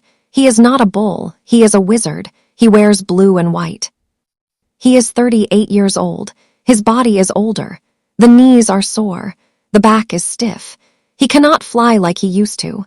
The statue outside the United Center is a memory of a younger man. But watching him play in these years is a lesson in grace. He plays on the ground. He uses his mind. He uses his strength. He backs players down. He shoots the fadeaway. He banks shots off the glass. He is the teacher. He gathers the young players around him during timeouts. He points. He explains. He is passing the torch day by day, game by game. There are nights where the old magic flickers. A 40-point game here. A game-winning shot there. The crowd roars, remembering. But mostly it is a quiet, dignified closing act. The final game comes in Philadelphia, April 2003. The arena is respectful. The fans know this is it, the real end. He plays his minutes. He scores his points. With a few minutes left, he comes out of the game. The crowd stands. They applaud. It is not a wild, raucous cheer. It is a steady, rolling wave of appreciation. It goes on and on. He waves to the crowd. He has tears in his eyes. He sits on the bench. He wraps a towel around his shoulders. He looks at the court one last time. He looks at the wood, the lines, the hoop, the tools of his trade, the landscape of his life. He whispers a silent thank you. And then he walks into the tunnel. He walks into the history books. He walks into the rest of his life. The story of the player ends there, but the story of the man continues. Let us leave the arenas behind now. Let us leave the noise and the lights and the statistics. Let us return to the quiet. We are drifting back to the present moment, back to the soft comfort of your room. You have journeyed through decades tonight. You have seen the sunrise in a backyard in North Carolina. You have felt the cold wind in Chicago. You have touched the gold of a medal and the bronze of a statue. You have heard the swish of the net and the roar of the crowd. But all of that is in the past. It is a story, a dream, a memory. What is real is right here. The sheets against your skin, the pillow beneath your head, the gentle rise and fall of your chest. You are the observer. You are the dreamer. Let's focus on the feeling of relaxation that has settled over you. It is a heavy, warm blanket. It starts at your toes, curling around them, softening the muscles. It moves up your legs, past your knees, into your hips. Your legs feel heavy, sinking into the mattress. It moves up your spine, unknotted each vertebra, releasing the tension held in your back. Your shoulders drop away from your ears. Your arms are limp and heavy at your sides. Your hands are open, palms soft. It moves up your neck into your scalp. Your jaw relaxes. Your tongue rests gently on the roof of your mouth. Your eyes are soft behind your eyelids. Your forehead is smooth. You are completely at peace. There is a rhythm to your sleep, just as there was a rhythm to the game. Inhale, exhale. Inhale, exhale. It is the most natural thing in the world. You don't have to think about it. Your body knows what to do. Just as Michael's body knew how to shoot, your body knows how to sleep. Trust it. Imagine you are back in that small wooden boat, drifting on the moonlit lake. The cabin is behind you now, a warm memory. You are floating toward a soft, mist-covered island in the center of the lake. The island is covered in soft grass and weeping willow trees. The branches hang down, creating a curtain of green. The boat drifts through the branches into a hidden cove. The water here is shallow and warm. The boat comes to a gentle stop on the sand. You step out of the boat. The sand is soft and cool between your toes. You walk up the bank under the canopy of the trees. There is a hammock strung between two great oaks. It is made of soft, white cotton. It looks inviting. You lie down in the hammock. It cradles your body perfectly. It swings gently, rocking you. Rock, rock, rock. Above you, the leaves whisper in the breeze. Through the gaps in the leaves, you can see the stars. They are diamonds scattered on black velvet. They are watching over you. You are safe. You are loved. You are at rest. As you swing in the hammock, you can hear the faint, distant sounds of the night. A cricket chirping, an owl hooting softly, the wind in the trees. These are the lullabies of nature. Let your mind wander. Let it drift like a leaf on the wind. There is no direction. There is no destination, just the drifting. Think about the concept of greatness. We often think of it as loud, as bright, as forceful. But tonight, we have seen the quiet side of greatness. The discipline, the patience, the resilience, the rest. Greatness is also in the resting. The field must lie fallow before it can bear fruit again. The tide must go out before it can come in. The sun must set before it can rise. You are in your fallow time. You are in your low tide. You are in your sunset. And it is beautiful. Allow yourself to sink deeper, deeper into the hammock, deeper into the comfort. The images of basketball, of crowds, of cities, they are all fading now. They are becoming soft watercolors, blurring together into a wash of comforting blue and gray. All that remains is the feeling of peace, the feeling of a job well done, the feeling of enough. You are enough just as you are, lying here, breathing, sleeping. You don't need to win any championships tonight. You don't need to prove anything to anyone. You don't need to make a list. You just need to be. Be here, be still, be asleep. Let us add one final layer of texture to this night, a texture of sound. Imagine the sound of rain beginning to fall. It starts slowly. A few drops hitting the leaves above you. Tap, tap, tap. Then it picks up a little. A gentle, steady rain. It is a warm summer rain. It washes over the world, cleaning it, cooling it. The sound is white noise, a curtain of sound that blocks out everything else. It is a protective shield. SHHH, SHHH, SHHH. It sounds like a hush. The world is saying hush to you. Hush now, it is time to sleep. The rain falls on the lake, creating a million tiny ripples. It falls on the roof of the cabin. It falls on the leaves of the trees. It is a symphony of water. And you are dry and warm in your hammock, under the shelter of the trees. You listen to the rain, and it makes you feel even cozier. The smell of the rain rises up. The scent of wet earth, petrichor, of damp bark, of refreshed green leaves. It is a clean, grounding scent. Breathe it in. Let the rain wash away any remaining thoughts. Let it wash away any worries. Let them flow down the river, out to the sea. You are left with a clear mind, a quiet heart. The night stretches out before you, endless and welcoming. You have hours and hours of rest ahead of you. There is no rush to wake up. Just drift. Drift on the sound of the rain. Drift on the gentle rocking of the hammock. Drift on the river of the story. Sleep. Sleep. Sleep. As the rain continues its gentle patter, let's drift back to a detail we touched on earlier. The hands. The hands of a craftsman. The hands of an artist. Think about the hands of Michael. They were large, yes, but they were also sensitive. They could palm a basketball as if it were a grapefruit. They could control the ball with a touch as light as a feather. Imagine those hands at rest, relaxed, the fingers long and tapered, the palms broad, hands that have worked hard, hands that have held trophies, hands that have tied shoelaces thousands of times, hands that have signed autographs, hands that have shaken the hands of opponents. Now think of your own hands. Let them relax completely. Let the fingers curl naturally. They have done their work for the day. They have typed or carried or cooked or held. Now they can rest. There is nothing they need to hold on to right now. They can let go. Let go of the day. Let go of the tension. Open your hands. Open your mind. Think about the feet that ran up and down the court, the feet that jumped, the feet that planted and pivoted. They bore the weight of the body. They bore the weight of the expectations. They were wrapped in tape, protected in socks, encased in shoes. But at the end of the day, the shoes come off. The tape is cut away. The socks are removed. The feet touch the cool floor. They are free.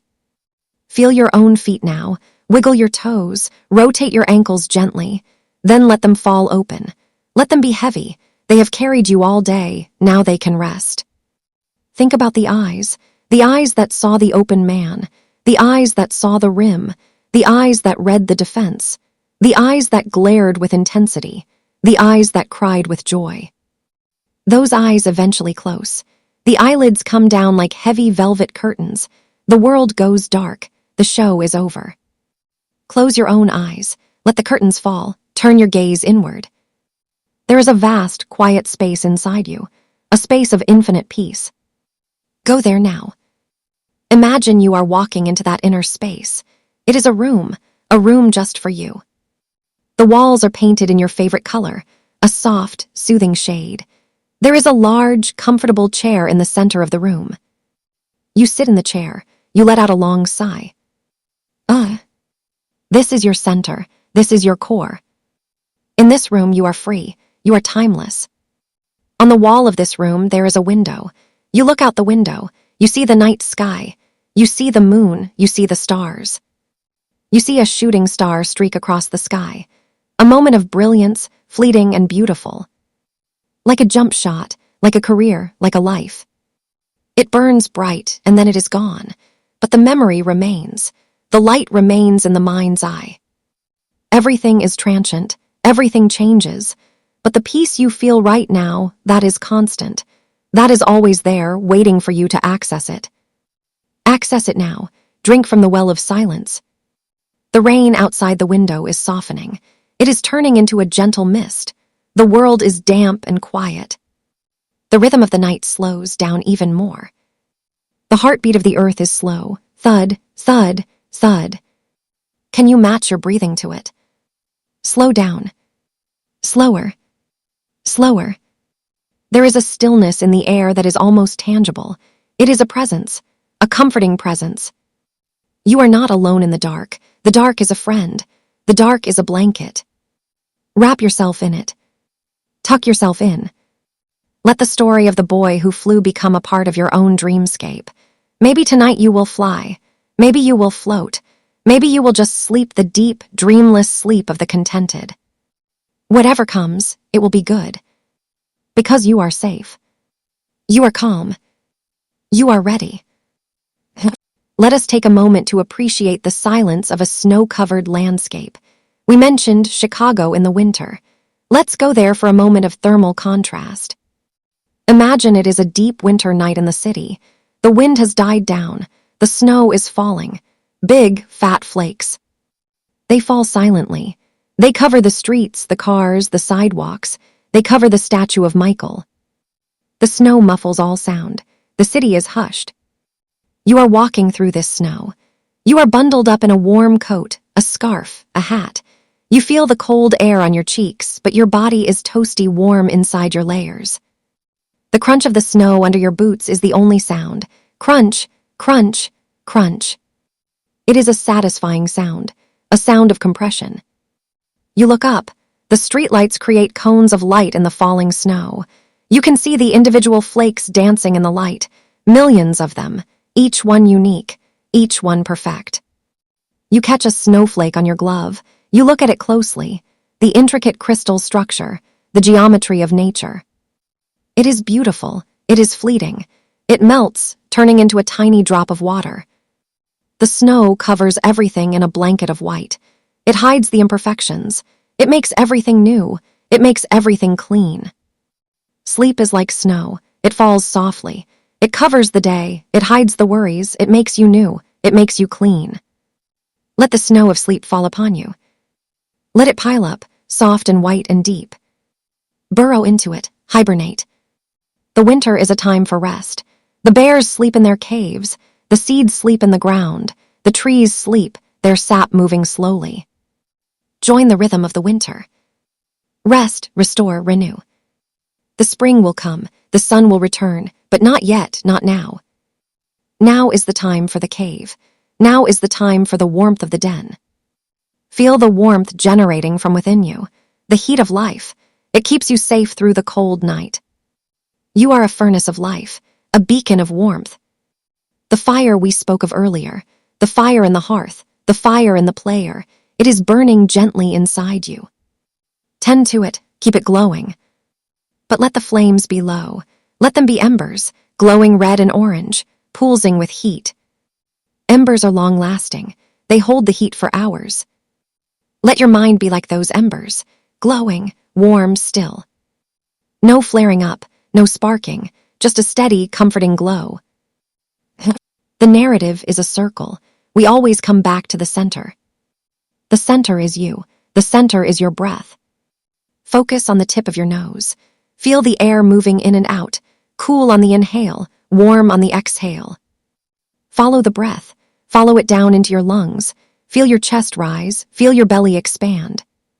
Then follow it out. Feel the release. Feel the letting go. With every exhale, you sink a little deeper. Going down. Going down. Going down. Into the velvet darkness.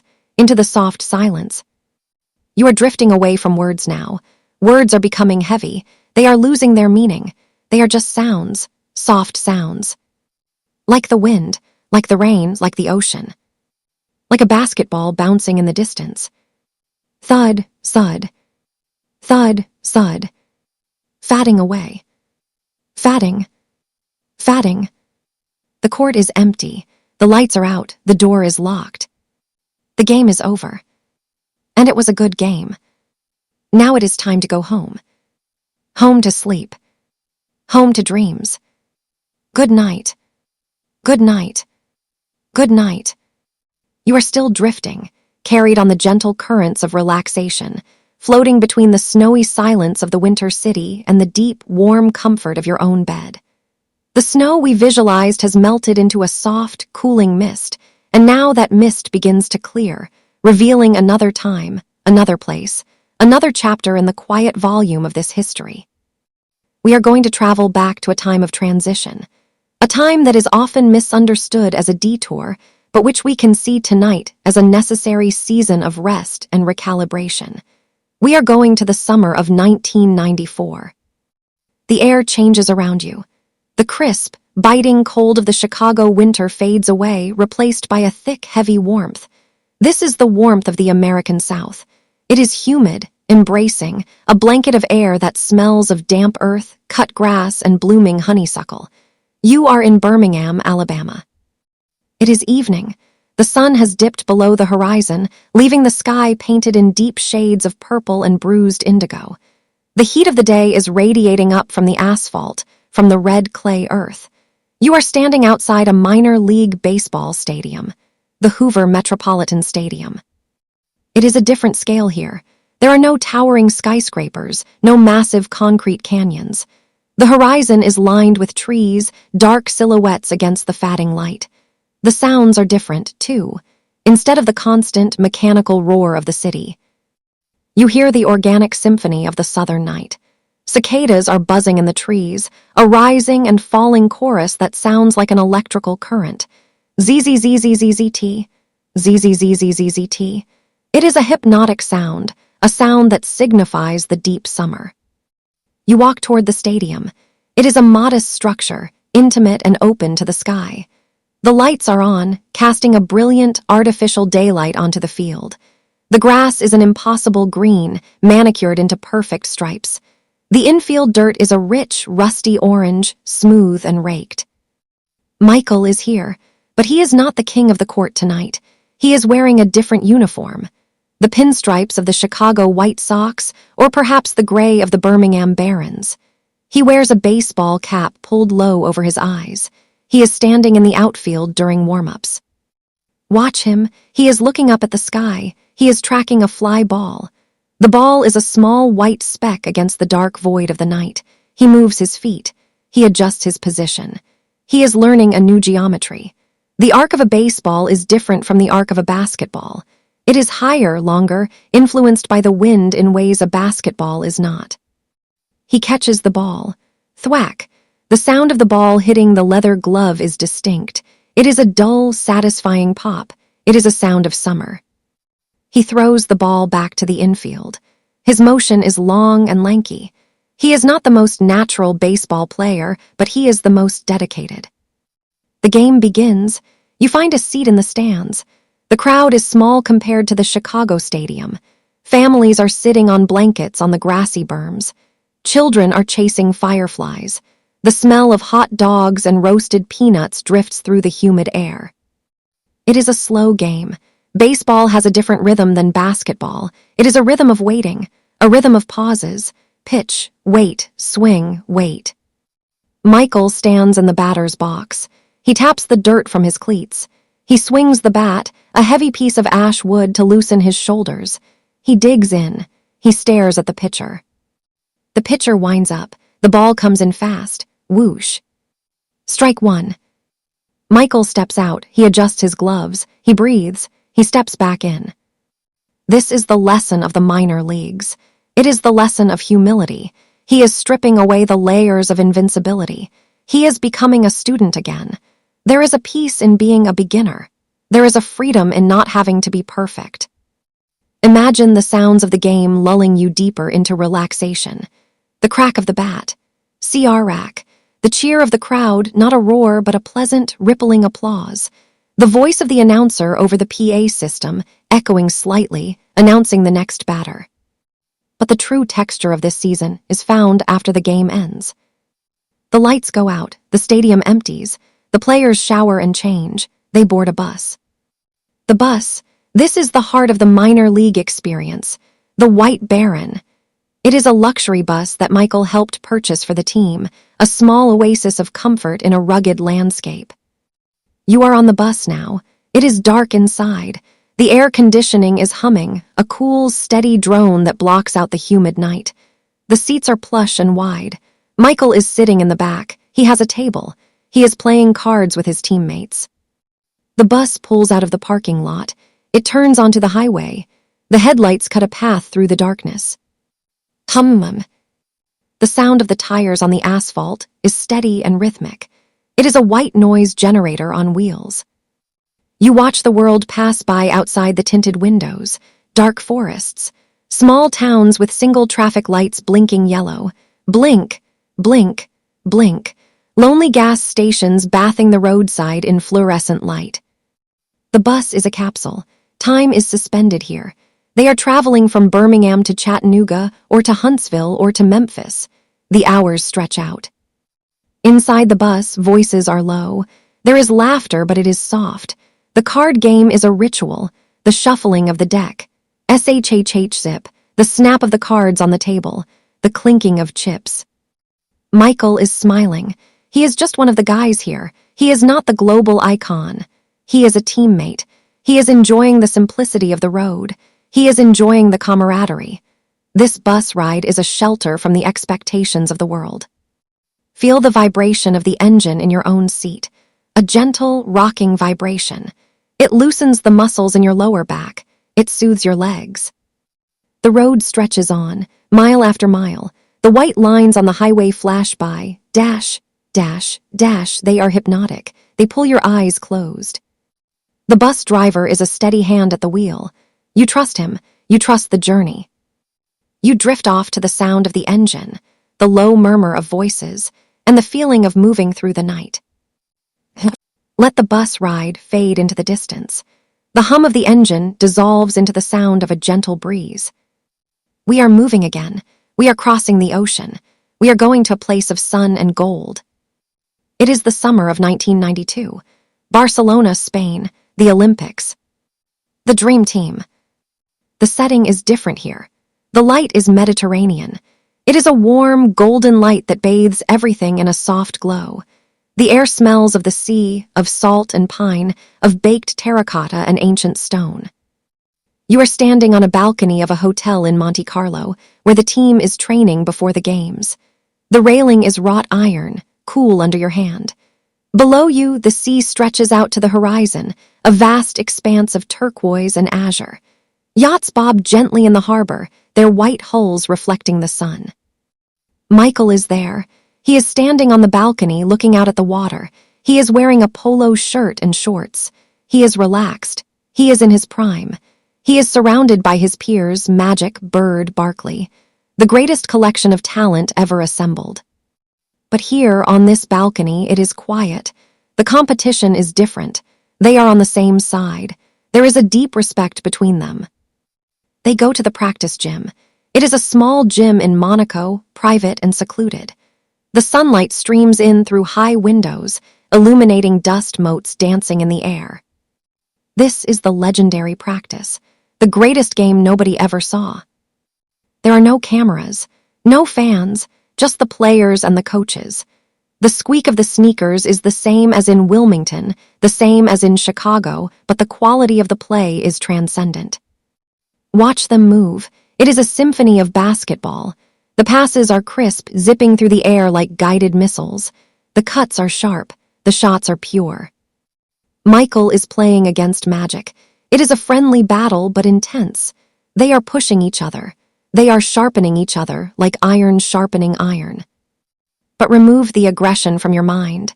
Focus on the flow. It is like watching a school of fish move in unison.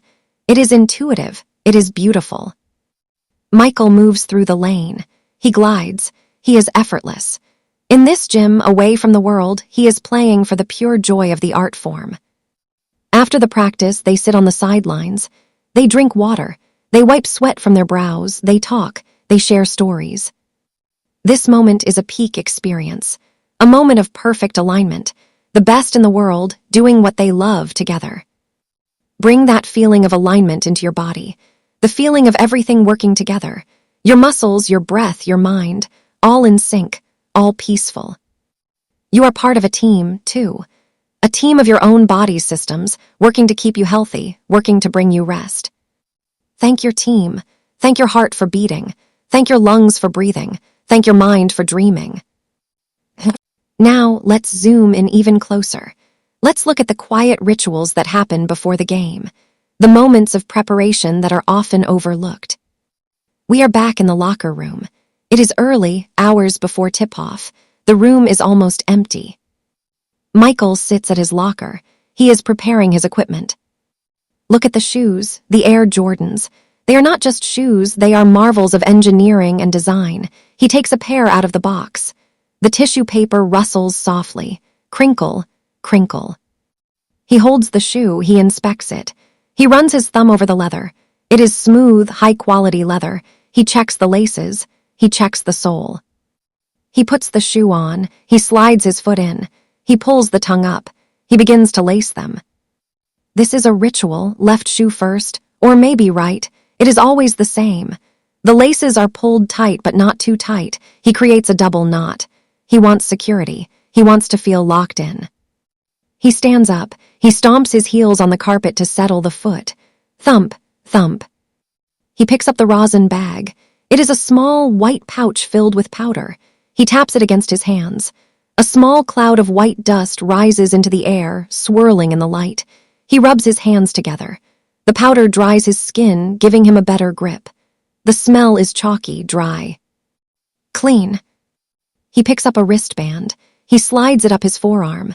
It is red or black or white. It is a piece of armor. He chews a piece of gum. The rhythmic movement of his jaw helps him focus. Chew, chew, chew. These small, repetitive actions are a form of meditation. They ground him. They tell his body that it is time to work. You have your own rituals, the brushing of teeth, the washing of the face, the putting on of pajamas, the pulling back of the covers. These are your signals. They tell your body it is time to rest. Honor your rituals, perform them with care. They are the gateway to sleep. Let us drift now to the sensory experience of the manufacturing of the dream. Let's go to the place where the shoes are born. Imagine a design studio in Oregon. It is raining outside, a soft Pacific Northwest rain. Inside, it is quiet and bright. There are drafting tables. There are sketches on the wall. A designer is drawing a shoe. The pencil scratches softly against the paper. Scritch, scratch, scritch.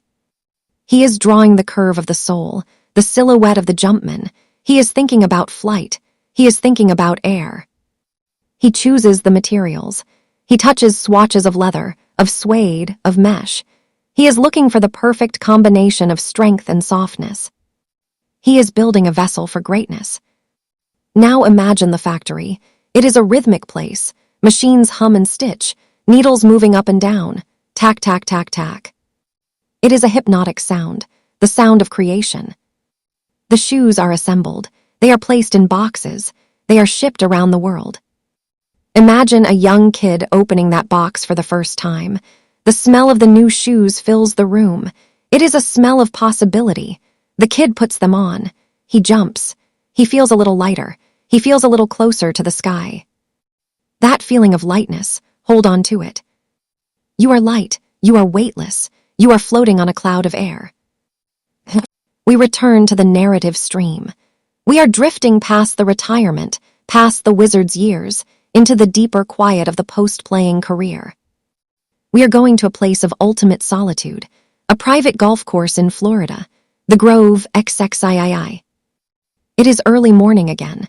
The sun is rising over the palm trees. The sky is a brilliant wash of pink and orange. The dew is heavy on the grass. Michael is there. He is driving a golf cart. The cart hums quietly over the path. Whir.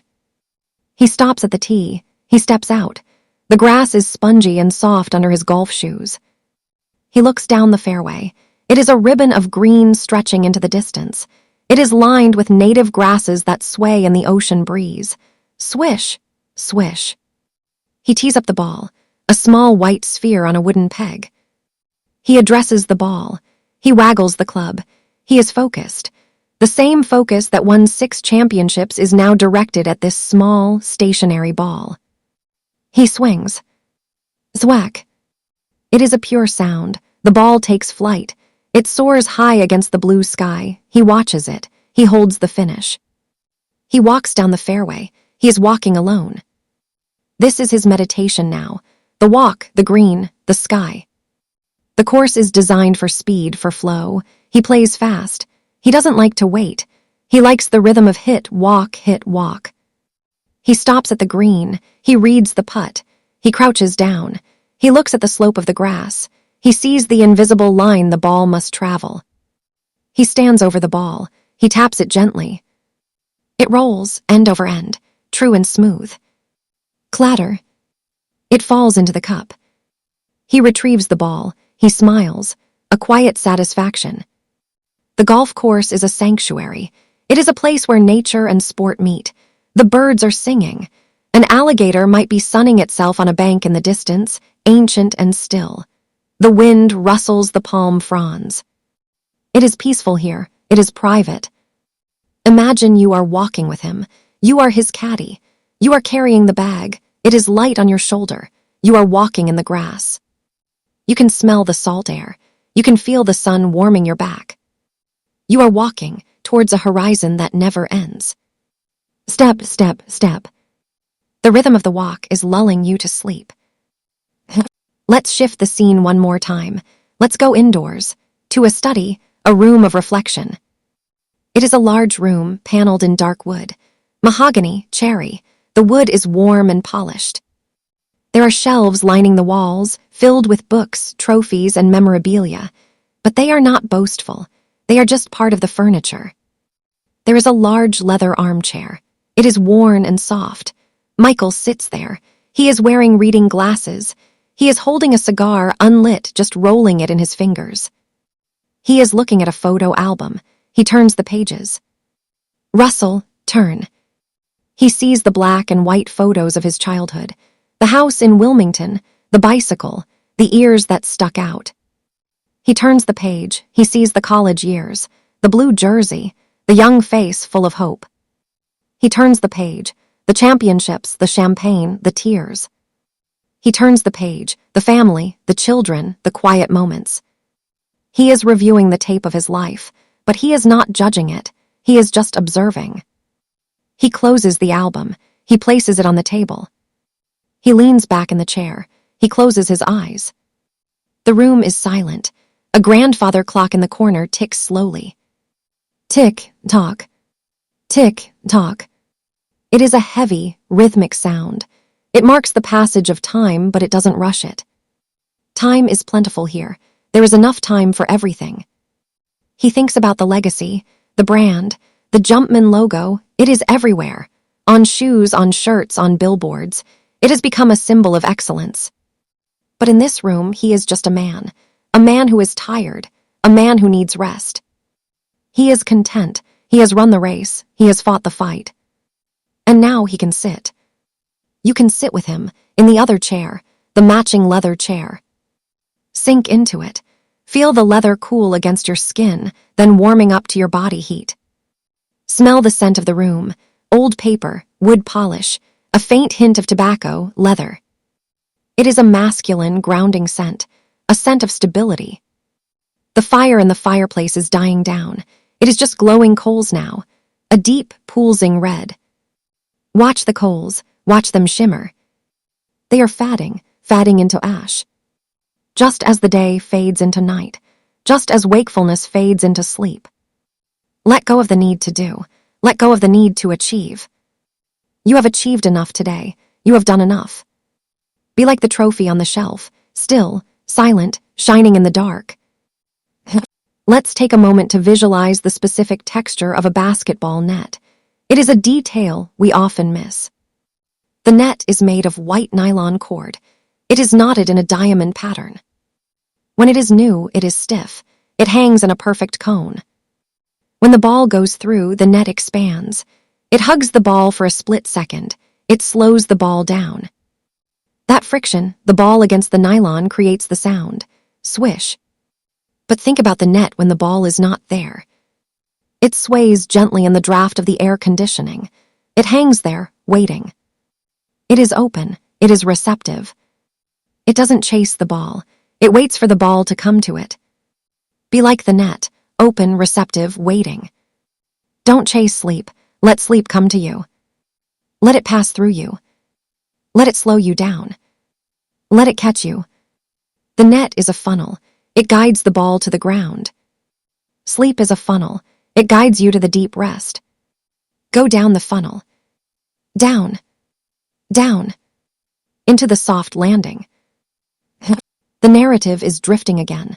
We are floating back to the abstract. We are leaving the study. We are floating up, through the ceiling, into the night sky. We are looking down at the world.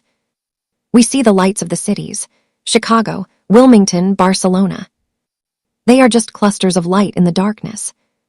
They are connected by invisible lines, the lines of a life, the flight paths. You are flying now, not jumping, flying. You are soaring over the clouds. The moon is lighting your way. The air up here is thin and cold and pure. There is no resistance.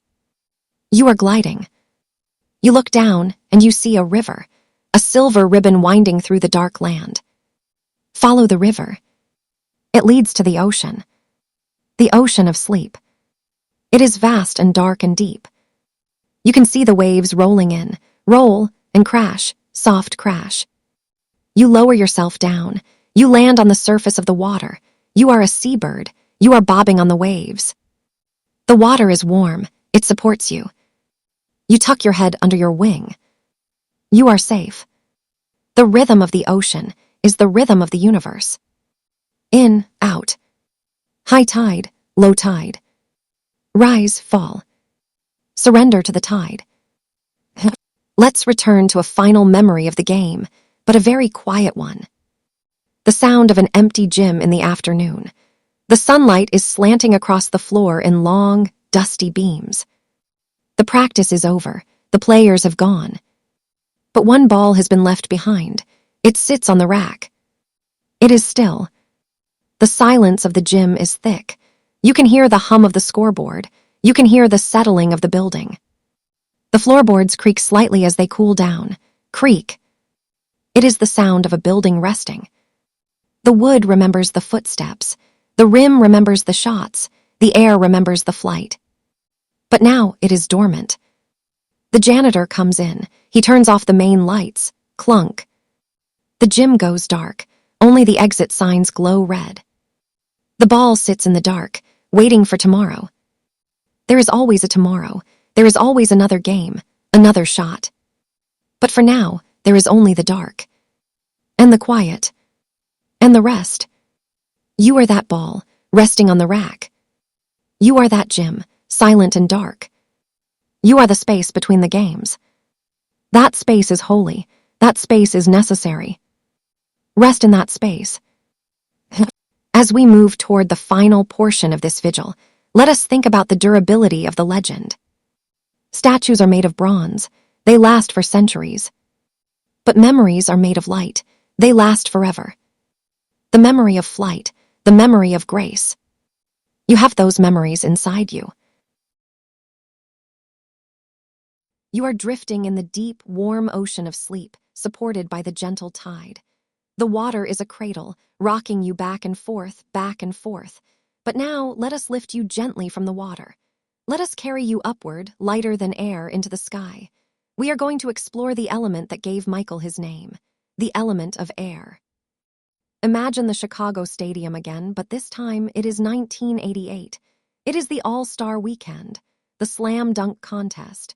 The arena is dark, save for the spotlights that cut through the haze, illuminating the painted wood of the court. The air is thick with anticipation, but it is a hushed anticipation. Thousands of people are holding their breath. Michael stands at the far end of the court. He is wearing the red jersey, the white shorts. He holds the ball in his hands. He looks at the rim at the other end. It seems miles away. But to him, it is just a destination. He dribbles the ball once. Thud. He dribbles it twice. Thud. He takes a deep breath. He begins to run. Watch him in slow motion. His strides are long and powerful. He picks up speed. He crosses the half-court line. He is a blur of motion, a red streak against the wood. He reaches the free throw line. And then he takes off.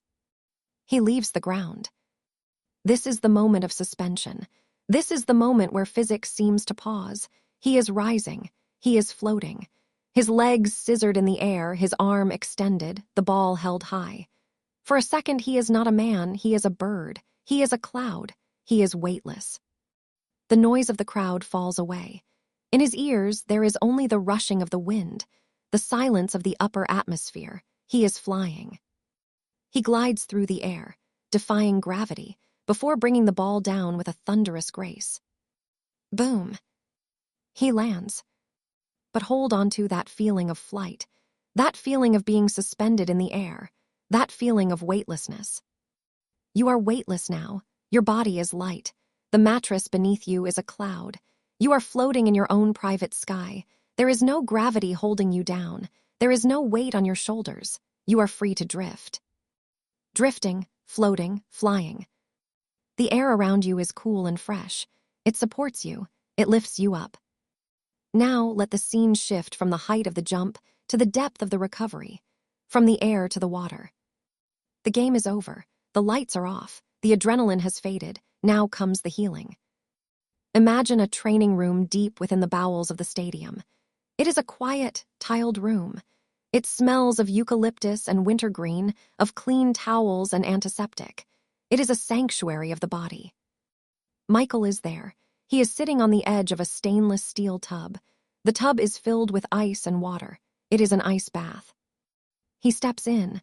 The cold is a shock at first, but then it becomes a numbing relief. It draws the heat out of the tired muscles. It quiets the inflammation. It settles the aches. He sits there, submerged to his waist. He closes his eyes. He breathes. In, out. In, out.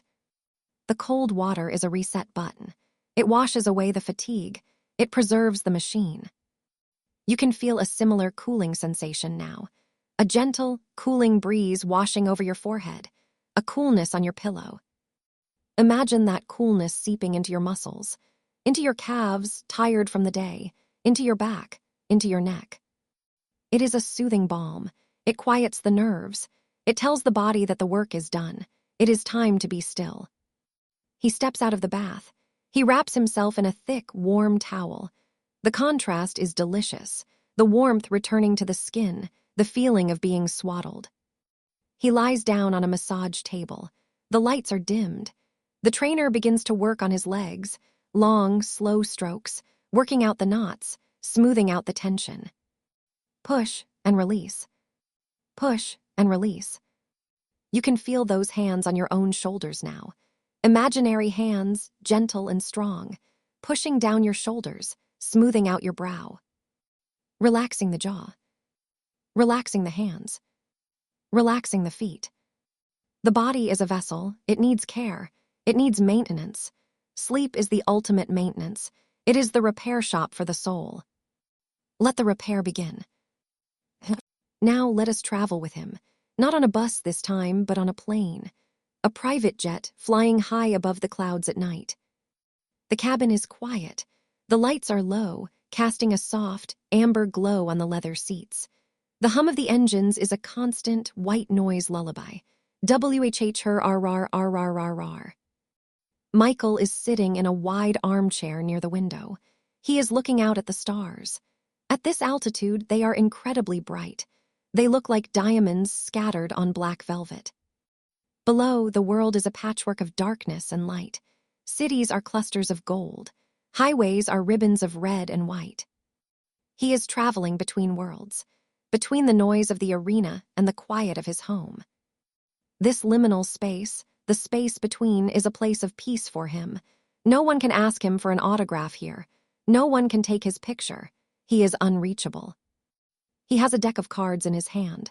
He is playing solitaire. Snap, flip, place. Snap, flip, place. The rhythm of the cards is soothing. Red on black, black on red, order from chaos. He takes a sip of water. He leans his head back. He closes his eyes. The plane rocks gently. A little turbulence, just enough to remind you that you are floating. You are on that plane with him. You are in the seat across the aisle. You are wrapped in a soft cashmere blanket. You are watching the stars.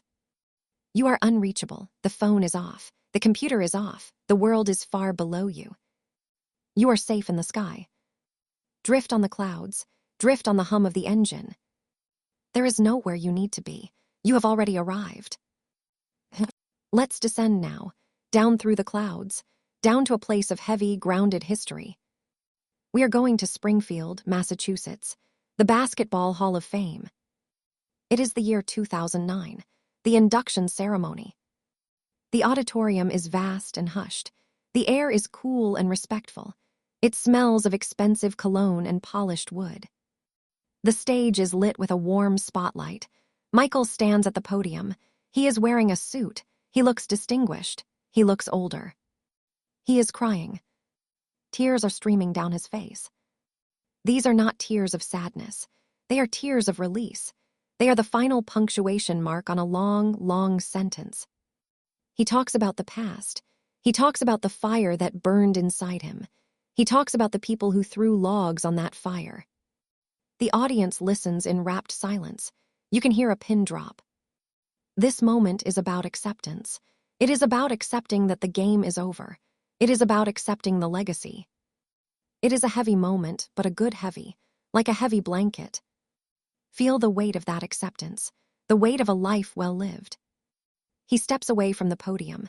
The applause washes over him, a standing ovation.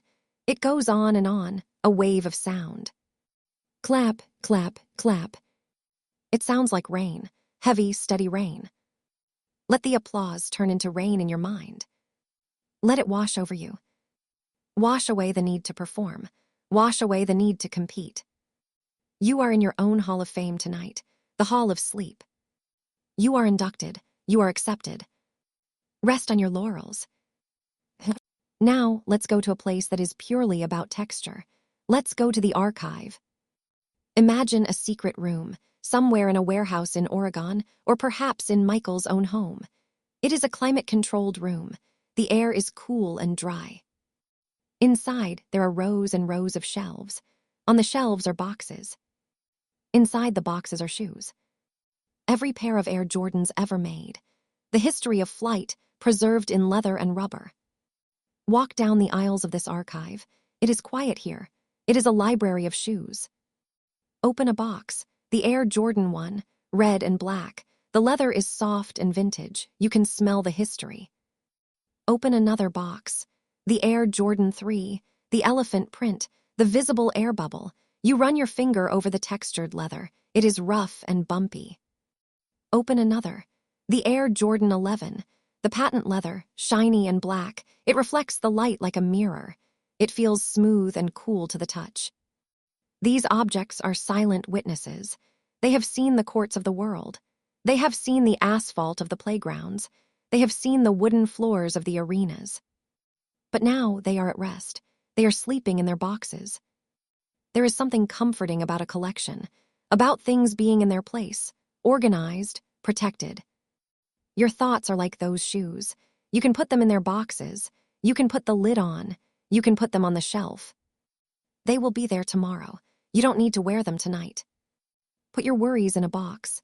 Tape it shut. Put it high on a shelf in the back of your mind. Walk away. Leave the archive. Turn off the light. Click. The room is dark. The shoes are sleeping. You are sleeping. Let's return to the natural world, to the element of earth.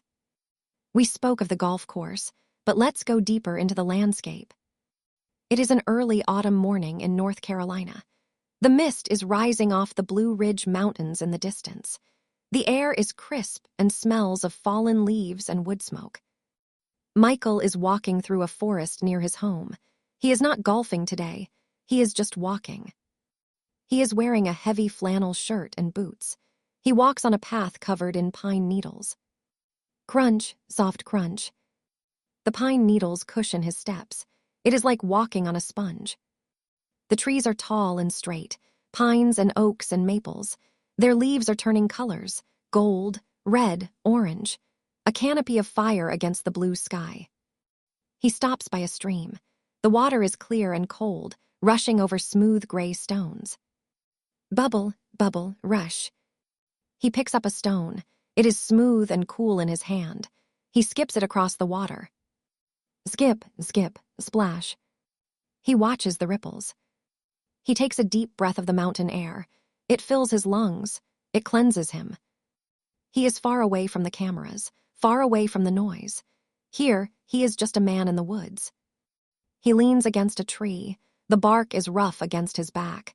He feels the solidity of the tree. It is rooted deep in the earth. It has stood here for 100 years. It has seen storms and winters and droughts, and still it stands. Be like the tree. Root yourself. Feel your roots growing down from your bed, through the floor, through the foundation, deep into the earth. You are grounded. You are stable. You are unshakable. The wind blows through the branches. Whoosh. It rocks the tree gently. It rocks you. You are part of the forest. You are part of the earth. Sleep, rooted and strong. Let's explore the element of fire, but in its gentle form, the embers. Imagine a fireplace in a large stone lodge. Outside, the wind is howling, but inside it is warm and still. Michael is sitting by the fire. He is with his friends. They are telling stories. The fire has burned down low. It is a bed of glowing coals, deep, pulsating red. Occasionally, a small blue flame licks up, dancing on a log. The heat radiates out, warming his shins, warming his face. He stares into the fire. It is hypnotic, the shifting patterns of light and dark. The fire of his competitive nature has changed. It used to be a raging inferno, consuming everything in its path. Now it is a hearth fire. It provides warmth. It draws people together. It is sustainable. He is content with this new fire. He doesn't need to burn the world down anymore. He just needs to keep the home warm. You have a fire inside you, too. The fire of your ambition. The fire of your to-do list. Let it burn down for the night. Don't put it out, just let it settle. Let it become embers. Glowing softly in the dark. It will be there in the morning when you need to stoke it. But for now, let it just glow. Warm, peaceful, quiet. Let's go back to the court for a moment, but a specific moment of the shrug. 1992, the NBA Finals. It is the first half. Michael is shooting. He hits a three-pointer. Swish. He comes down the court. He hits another one. Swish. And another. Swish. He is in a trance. He is in the zone. The basket looks as wide as the ocean. He feels like he cannot miss. He feels like a conduit for something greater than himself. He hits his sixth three-pointer. He jogs back down the court. He looks at the sideline. He looks at Magic Johnson, who is broadcasting the game. He shrugs his shoulders, palms up, a look of pure, innocent bewilderment. I don't know, the look says. It's just happening. That shrug, that is the feeling we want. The feeling of surrender. The feeling of letting things happen through you, not by you. You don't have to force sleep. You just have to shrug. Open your palms, let go of control. Say to yourself, I don't know, it's just happening. Let sleep happen to you. Let the dreams come. Let the night take over. You are in the zone of sleep. The bed is vast. The comfort is endless, you cannot miss. Let's drift to the sound of the net again, but let's really listen to it. Imagine an empty playground in the city. It is night. The streetlights are orange. The chain-link fence casts diamond shadows on the asphalt. There is a metal net on the hoop, chain mail. When the ball goes through a metal net, it makes a different sound. Ching. It is a musical sound, a shimmering sound. Ching, ching. Like wind chimes in a gentle breeze. Imagine the wind blowing through that metal net. Clink, clink. It is a lonely sound, but a beautiful one. It is the sound of the city sleeping. The playground is empty, the swings are still, the slide is cold. Only the net moves, dancing in the wind. Let that sound hypnotize you. Ching, clink, ching. It is a lullaby of steel and air. Now let us move to the Space Jam era, 1995. Warner Bros. Studios in California, the Jordan Dome we mentioned before. But think about the movie set itself, the green screen world. Michael is acting. He is interacting with characters that aren't there. He is talking to empty space. He is using his imagination. It is a surreal environment, a world of make-believe. Between takes, he sits in his director's chair. The set is bustling with people, lighting technicians, makeup artists. But he is in his own bubble. He is resting. Think about the magic of movies, the suspension of disbelief, the ability to enter a dream world while you are wide awake. Sleep is your private movie theater. You are the director. You are the star. The lights go down. The projector starts to whir. The screen is blank. It is waiting for your story. What will you dream tonight? Will you fly? Will you play? Will you walk in the woods? The script is unwritten. The possibilities are endless.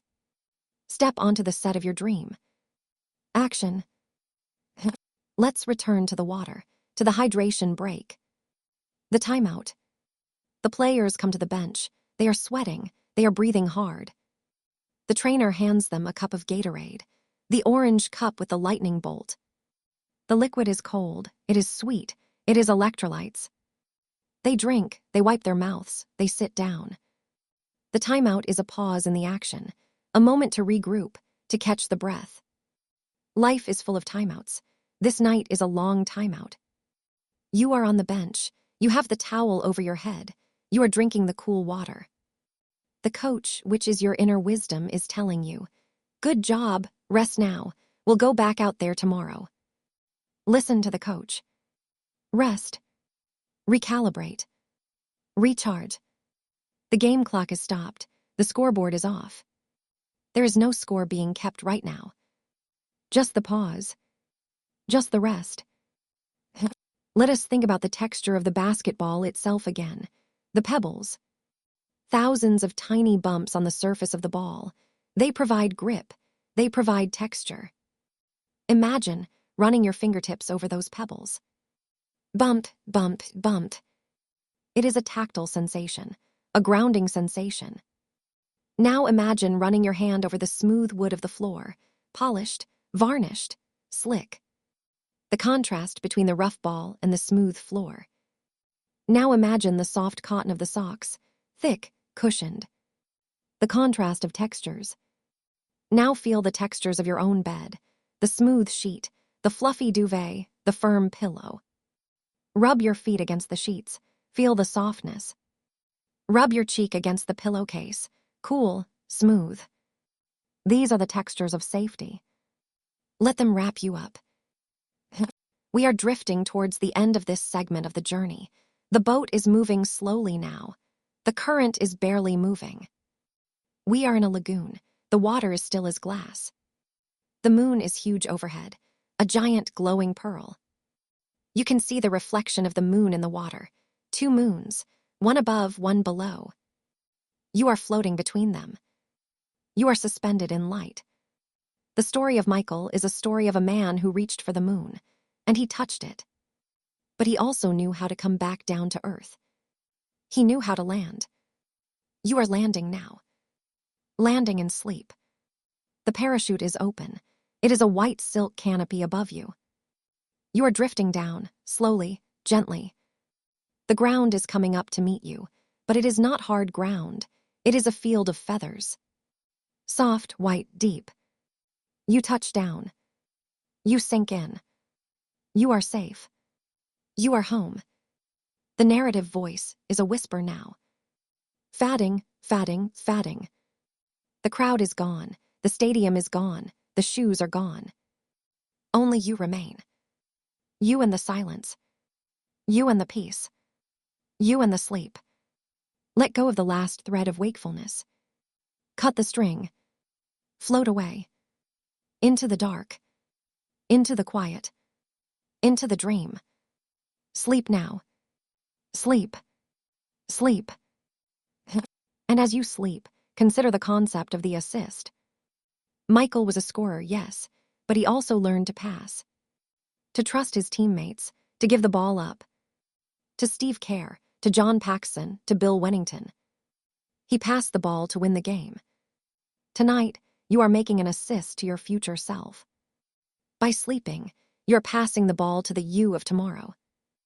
You are setting yourself up for the win. You are giving yourself the energy you need. It is a selfless act, an act of trust. Trust that the you of tomorrow will catch the ball. Trust that they will make the shot. But for now, your job is just to pass. Pass the ball to sleep. Let sleep take the shot. Sleep is the MVP tonight. Let it take over. Let it lead the team. You can sit on the bench and watch. Watch the eyelids close. Watch the breathing slow down. Watch the thoughts dissolve. It is a beautiful game, the game of rest. And you are playing it perfectly. Let's drift back to the image of the cigar smoke curling in the air. It is blue-gray smoke. It rises in a thin column. It twists and turns, it spreads out. It is ephemeral. It is there and then it is gone. Like a thought. Watch your thoughts rise like smoke. Watch them curl. Watch them dissipate. Don't hold on to them. Let them go. Let them vanish into the air. The room is clearing. The smoke is gone. The air is clear. The mind is clear. Clear blue sky. Clear blue ocean. Clear blue sleep. Drift on the blue. Think of the color red, the bull's red. It is a color of energy, of passion. But now turn that red down. Turn the dial down. Turn it to a soft pink, the color of a sunset. Turn it to a deep purple, the color of dusk. Turn it to black, the color of night. The energy is stored. It is not gone. It is just sleeping. It is waiting in the battery. You are charging. The little light is blinking. Blink, blink. Charging, charging. Do not unplug. Let the charge complete. Let the night do its work. We are floating past the statues, past the banners hanging in the rafters. Number 23, number 45, number 9, Olympic. They are just numbers, cloth and thread. They sway in the dark. The history is written, the book is closed. Put the book on the nightstand. Turn off the lamp. The room is yours. The night is yours. The peace is yours. Finally, let us return to the very beginning, the boy in the backyard. The sun has come up, but it is a dream sun. It doesn't wake you, it just warms you. He is sleeping in his bed. The basketball is on the floor next to him. He is dreaming of flying. You are dreaming with him. You are flying together. Over the rooftops, over the trees, over the ocean. Higher and higher. Into the silence of the stars. Where everything is still. Where everything is perfect. Where everything is at rest. Sleep well, my friend. Sleep well. Sleep. You are still floating, weightless and free in the upper atmosphere of sleep. The air here is thin and pure, a vast expanse of indigo silence that stretches out in all directions. You have left the noise of the world far below. There are no crowds here, no scoreboards, no ticking clocks. There is only the sensation of drifting, like a leaf caught in a gentle, upward draft. Let us slowly descend from this height, spiraling down gently like a feather, back toward the solid ground of memory and texture. We are going to land softly in a place of quiet preparation. We are going to visit the Breakfast Club. It is the mid-1990s. The location is a private gym in Chicago, hidden away from the prying eyes of the public. It is early morning. The sun has not yet risen. The city outside is still asleep, wrapped in a blanket of gray mist, but inside the lights are on. The air in the gym is cool, but it is about to get warm. It smells of iron and rubber. This is the weight room. It is a sanctuary of metal and muscle. Michael is here. He is joined by his teammates, Scotty, Ron. They are the core. They are the brotherhood. They move with a quiet purpose. There is no shouting, no loud music, just the rhythmic clanking of weights. Clank, clank. Clank, clank. It is a steady, industrial rhythm. The sound of work. The sound of building something that will last. Watch Michael. He is lying on a bench press. He grips the bar. The metal is knurled, rough against his palms. He inhales. He lowers the weight to his chest. He exhales. He pushes it up. Breath in, down. Breath out, up. His movements are controlled. He is not just lifting weight. He is forging armor. He is preparing his body for the battles to come. He is building the strength to withstand the shoves, the hits, the falls. You can feel that strength in your own body now. A quiet, dormant strength. Your muscles are relaxed, but they are capable. They are resting now so they can be strong tomorrow. The workout ends. The weights are racked. Clatter. Now comes the breakfast. It is a ritual. They sit together at a table. A chef prepares the food. Eggs, toast, fruit, juice. The smell of coffee fills the air. Rich, dark, roasted coffee. It is a comforting scent, a scent of awakening. They eat in a comfortable silence. They don't need to talk. They know each other's rhythms. They know each other's thoughts. They are united by a common goal. This is the fellowship of the ring, a circle of trust. Imagine sitting at that table with them. You are sipping a warm cup of coffee. You feel the warmth spreading through your chest. You feel the bond of friendship. You feel safe. There is a peace in routine, in doing the same thing at the same time with the same people. It anchors you. It gives the day a shape. You have your own routines, your morning coffee, your evening wash, your bedtime story. These are your anchors. They hold you steady in the current of life. Let us drift from the gym to the design studio again. We touched on the shoes, but let's go deeper into the artistic process. The creation of an icon. Imagine a sketchpad, a blank sheet of white paper, a hand holding a charcoal pencil. Scritch, scratch, scritch. The artist is drawing a line. It is a curved line. It mimics the curve of a panther ready to pounce. This is the inspiration for the Air Jordan 13. The panther, sleek, black, predatory, silent. Michael was called the Black Cat by his closest friends. He moved with a feline grace. He could be still for a long time and then explode. The artist shades the drawing. He adds texture. He imagines the sole of the shoe looking like a paw. Now transport yourself to the jungle, a dream jungle. It is night. The moon is full. The leaves are dripping with dew. You are walking on a soft path of moss. You move silently. You are the panther. Your paws are padded. You make no sound. Pad, pad, pad. You are perfectly balanced. Your tail acts as a rudder. Your eyes can see in the dark. You are comfortable in the night. The night is your domain. You find a sturdy branch in a high tree. You climb up. You lie down on the branch. It is wide and secure. You let your legs dangle. You close your green eyes. You sleep. You are safe in the canopy, high above the forest floor. The spirit of the cat is within you. The ability to rest deeply, to conserve energy, to be completely relaxed yet completely aware. That is the secret of the athlete, the ability to switch off, to go from 100 to 0 in a second. Switch off now. Go to 0. Let's move to a different texture, the texture of a suit. Michael was known for his suits. Large, draped, elegant suits, Italian wool, silk linings. Imagine walking into a tailor's shop in Chicago. It is a quiet, carpeted room. It smells of chalk and steam and fabric. Rows of fabric bolts are stacked against the wall. Gray, navy, black, pinstripe. You run your hand over a bolt of superfine wool. It is soft, cool, and smooth. It feels like water woven into cloth. The tailor measures you. The tape measure is a soft yellow ribbon. He moves quietly around you. Zip, measure. Zip, measure. He is building a second skin, a skin of dignity, a skin of power. Now imagine putting on that suit. The trousers slide on cool and smooth. The shirt is crisp white cotton. The jacket settles onto your shoulders with a reassuring weight. You button the jacket, you adjust the tie. You look in the mirror, you see a person of substance, a person of calm. You take off the suit, you hang it up, you put on your pajamas.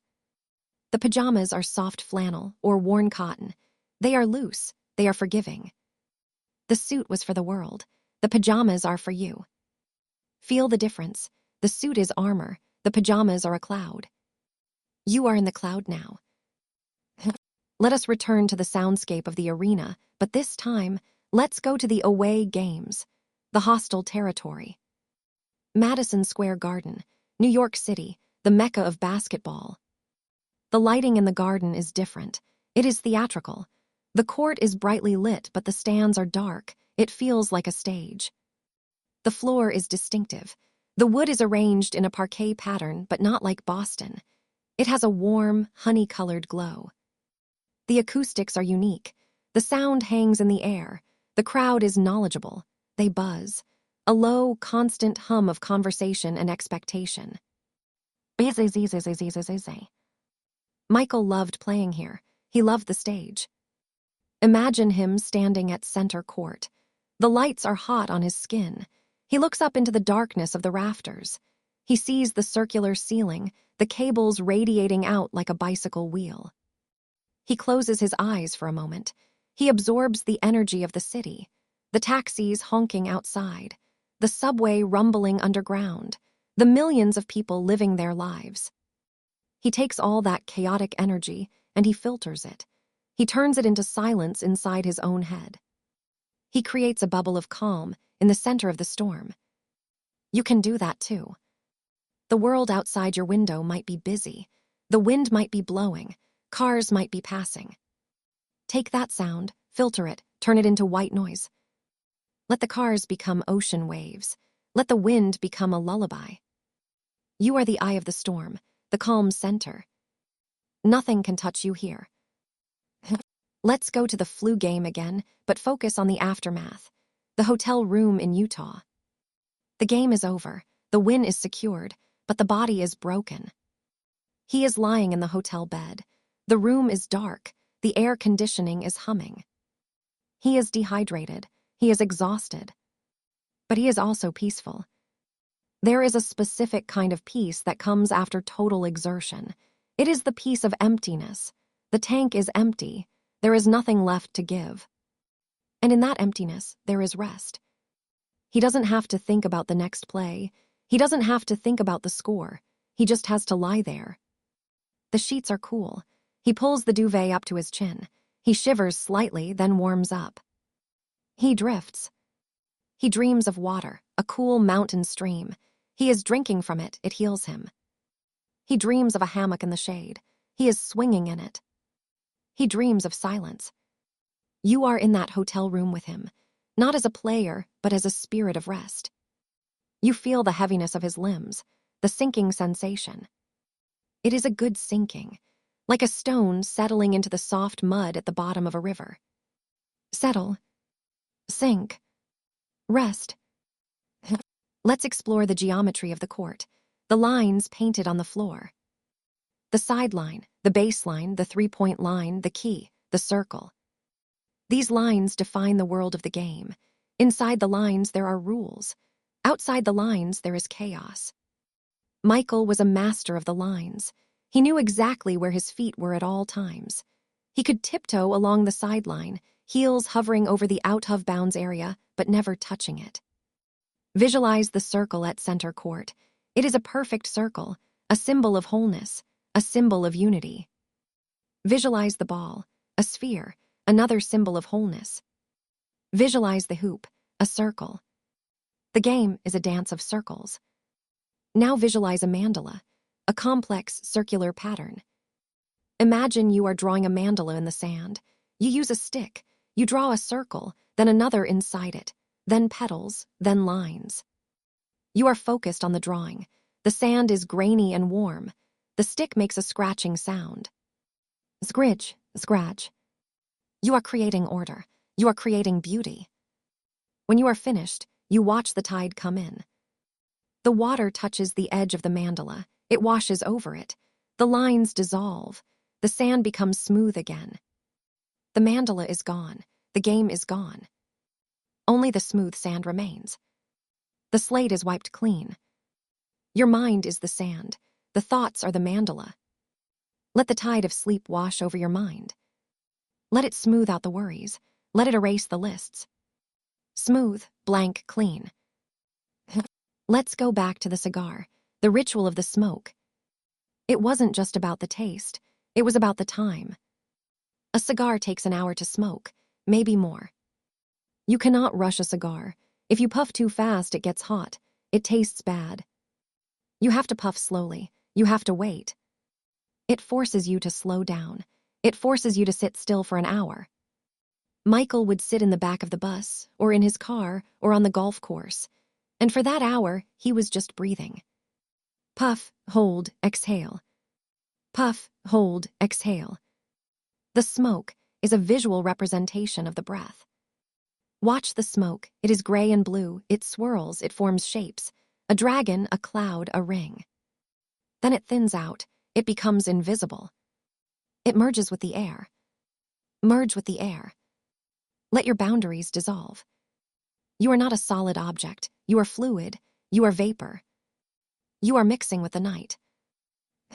Let's return to the hands, the mitts. Michael's hands were legendary. He could palm the ball off the dribble. He could wave the ball around like a grapefruit. Think of the control, the sensitivity. Now think of a pianist, a concert pianist playing a nocturne, Chopin. The hands are strong, but the touch is delicate. The fingers dance on the keys. Ting, ting, tum. The music is slow, melancholic, beautiful. Michael's game was a nocturne. It was played at night. It was full of emotion.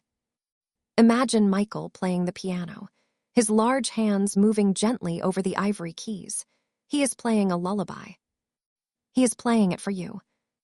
The notes hang in the air. They vibrate in your chest. They are notes of relaxation. C, G, E. A major chord, a happy chord. A, E, C. A minor chord, a reflective chord. The music slows down. The spaces between the notes get longer. Note, silence. Note, silence. Silence. The music stops. The echo remains. Let's go to the concept of air. The logo, the Jumpman. It is a silhouette, a shadow. It has no face. It has no details. It is just a shape. Because it is a shape, it can be anyone. It can be you. You are the Jumpman in your dreams. You are taking off. You are spreading your legs. You are reaching for the stars. But you are not coming down. In the logo, he never lands. He is suspended forever in that moment of peak potential. Stay in that suspension. You are caught in a freeze frame. The world is paused. Nothing is moving. The clock is stuck at 00:00. You have all the time in the world. Let's think about the colors of the uniforms again. North Carolina blue. It is the color of the sky at noon. A baby blue. A soft, innocent blue. Chicago red. It is the color of fire, of blood, of intensity. Washington blue. It is a darker blue, a navy, a color of authority, of wisdom. Your life has colors too. Maybe your childhood was a soft yellow. Maybe your teenage years were a bright orange. Maybe now, tonight, the color is a deep, velvety indigo. Paint your room in indigo. Paint the ceiling, paint the floor, paint the walls. Wrap yourself in indigo sheets. It is a cooling color, a quieting color. It absorbs the light, it absorbs the sound. Let's go back to the golf course, but this time, let's look at the water hazards. The ponds on the course, they are still, they are mirrors. There are turtles in the ponds. They sit on logs, sunning themselves. When you walk by, they slide into the water. Bloop. They disappear. They go to the bottom. They are safe in the mud. Be a turtle. Slide off the log of your day. Slide into the warm water of sleep. Go to the bottom. Burrow into the mud. It is dark and safe down there. No one can bother you. The surface might be rippled by the wind, but the bottom is always still. Stay at the bottom. Let's think about the leather of the basketball again. It comes from a cow. It is a natural material. It was once alive. It has a grain. It has pores. When you hold the ball, you are holding nature. When the ball bounces, it is the earth talking to you. Thump, I am here. Thump, I am solid. Thump, I am supporting you. Trust the floor, trust the bed. It is solid, it will not give way. You can let go of your muscles. You don't need to hold yourself up. The bed has got you. Gravity has got you. Surrender to gravity. Let it pull you down. Heavier, heavier, heavier. Let's visit the last shot one more time, but from a different angle. From the perspective of the rim. The rim is 18 inches in diameter. It is made of orange steel. It watches the game from above. It sees the players running back and forth. It sees the struggle. It waits. It sees Michael rise up. It sees the ball leave his hand. It sees the ball coming closer, rotating, growing larger. The rim opens its arms. It welcomes the ball. The ball passes through. The net swipes the ball, a gentle caress. Goodbye. The ball falls to the floor. The rim is empty again. It is always ready to receive. Be like the rim. Receive the sleep. Don't block it, don't bat it away. Let it pass through you. Let it swish through your mind. Let's think about the locker room after the champagne celebration. The plastic sheets are taken down. The empty bottles are swept up. The puddles are mopped. The room is cleaned. It is sanitized. It is ready for the next season. Your mind is a locker room. It has been a messy day. There have been victories and defeats. There has been champagne and sweat. But now, the janitor is here. He is sweeping up the thoughts. He is mopping the floor of your mind. He is turning off the lights. The room is clean. It is empty. It is dark. It is ready for tomorrow. But for now, the door is locked. No entry. Let's return to the image of the father, James Jordan. He was Michael's rock. He was always there, leaning on the railing, watching, chewing gum. He didn't say much. He just watched. He was a presence of unconditional love. When he passed away, Michael looked for him in the sky. He looked for him in the stars. He looked for him in the quiet of the morning. And he found him. He found him in his heart. You have people who love you. Maybe they are here. Maybe they are gone. But their love is a presence. It is surrounding you. It is a warm light. Feel that love wrapping around you. You are a child again. You are being tucked in. Someone is pulling the covers up. Someone is smoothing your hair. Someone is kissing your forehead. Good night, I love you, sleep tight. Feel the safety of that moment. You are never truly alone. Let's go to the baseball field one last time. The outfield grass. It is late at night. The game is over long ago. The stadium is locked. Michael is lying on his back in center field. He is looking up at the sky. The grass is cool and damp against his back. It smells of earth. He is listening to the crickets. He is just a man on the earth, a speck in the universe. He feels small. And that smallness is a relief. He doesn't have to be big right now. He doesn't have to be Air Jordan. He can just be Mike. You can just be you. You don't have to be your job title. You don't have to be your responsibilities. You are just a breathing being, a heart beating, a mind dreaming. Be small. Be quiet. Be still. Let's focus on the breathing again. The rhythm of the breath. It is a circle. Inhale, top of the breath. Exhale, bottom of the breath. There is a pause at the top and a pause at the bottom. Focus on the pause at the bottom. After you exhale, before you inhale. That tiny moment of stillness. That is the sweet spot. That is where the peace lives. Try to lengthen that pause, just a little. Inhale. Exhale. Pause. Wait for the body to ask for air. Don't force it.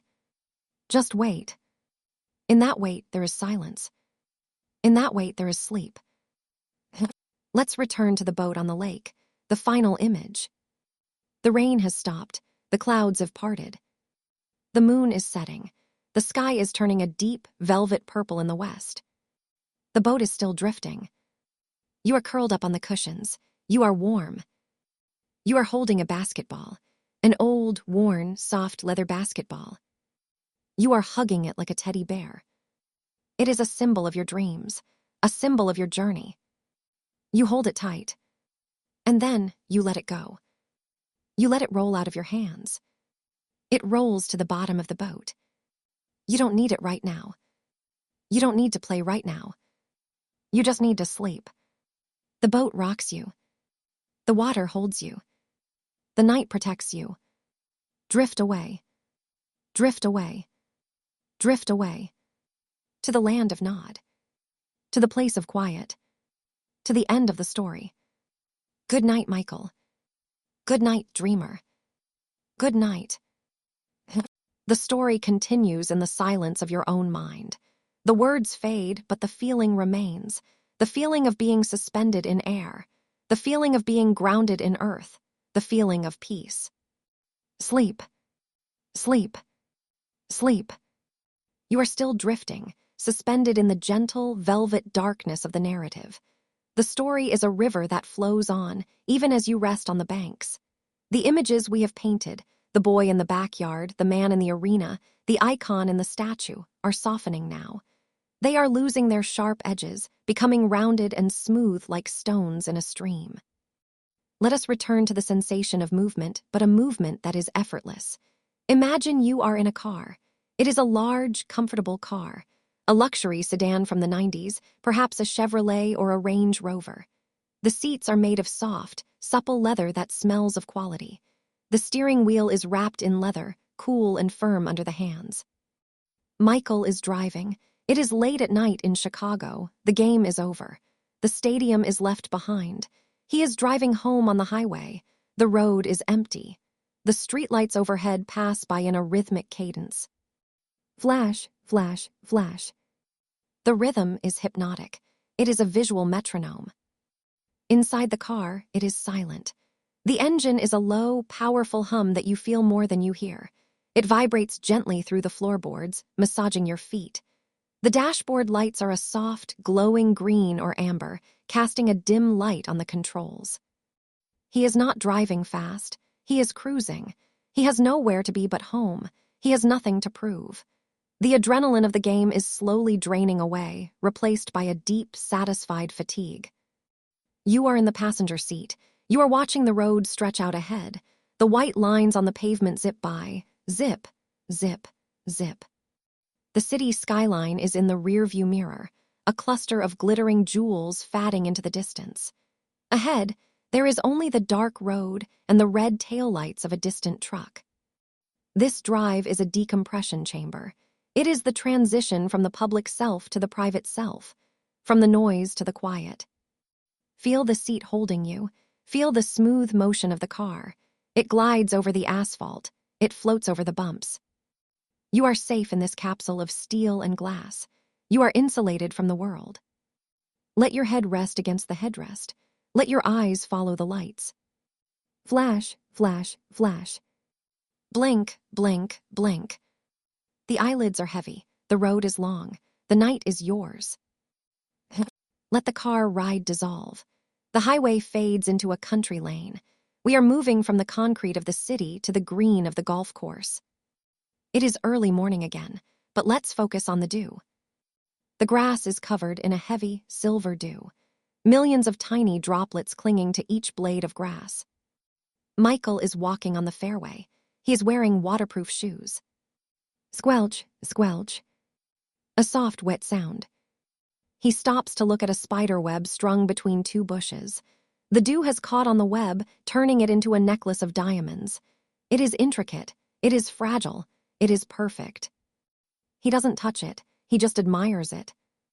He appreciates the geometry of nature, the way things are built, the way things hold together. He takes a deep breath of the morning air. It is cool and damp. It smells of wet earth and pine needles. It clears the head. He walks on. He is carrying a golf club, a 7-iron. The metal is cold. The grip is rubber. He swings the club back and forth, just loosening up. Whoosh, whoosh. The sound of the club cutting through the air. It is a peaceful sound, a sound of leisure. He is not competing against anyone today. He is just playing against the course, against himself. And even then, it is a gentle game, a walk in the park with a purpose. Walk with him. Feel the wet grass brushing against your ankles. Feel the sun beginning to warm the back of your neck. You are walking into the light. You are walking into the day. But for now, stay in the morning mist. Stay in the quiet. Let us drift back to the concept of the zone. We talked about it briefly, but let's go deeper. The zone is a place of no mind. It is a place where thinking stops and doing begins. It is a state of flow. Imagine a river. The water flows over the rocks. It doesn't think about the rocks. It just flows around them. It adapts instantly. Michael was the water. The defenders were the rocks. He flowed around them. He flowed over them. When he was in the zone, the rim looked huge. The crowd noise disappeared. Time slowed down. You have been in the zone too. Maybe when you were reading a book and lost track of time. Maybe when you were listening to music. Sleep is a zone. It is a place where you let go of the banks and let the river take you. You stop fighting the current. You stop trying to swim upstream. You turn over on your back. You float. The river of sleep is wide and deep. It is moving slowly towards the ocean of dreams. Enter the zone. Let go of the thoughts. They are just rocks in the river. Flow around them. Don't hold on to them. Just flow. Flow. Flow. Flow. Let's return to the texture of the uniform, the mesh jersey. It is light. It is breathable. It is made for movement. Imagine holding a jersey in your hands. It is red. It has the number 23 on it. The numbers are stitched on, thick, heavy embroidery. You run your fingers over the stitching. You feel the raised edges. You feel the density of the thread.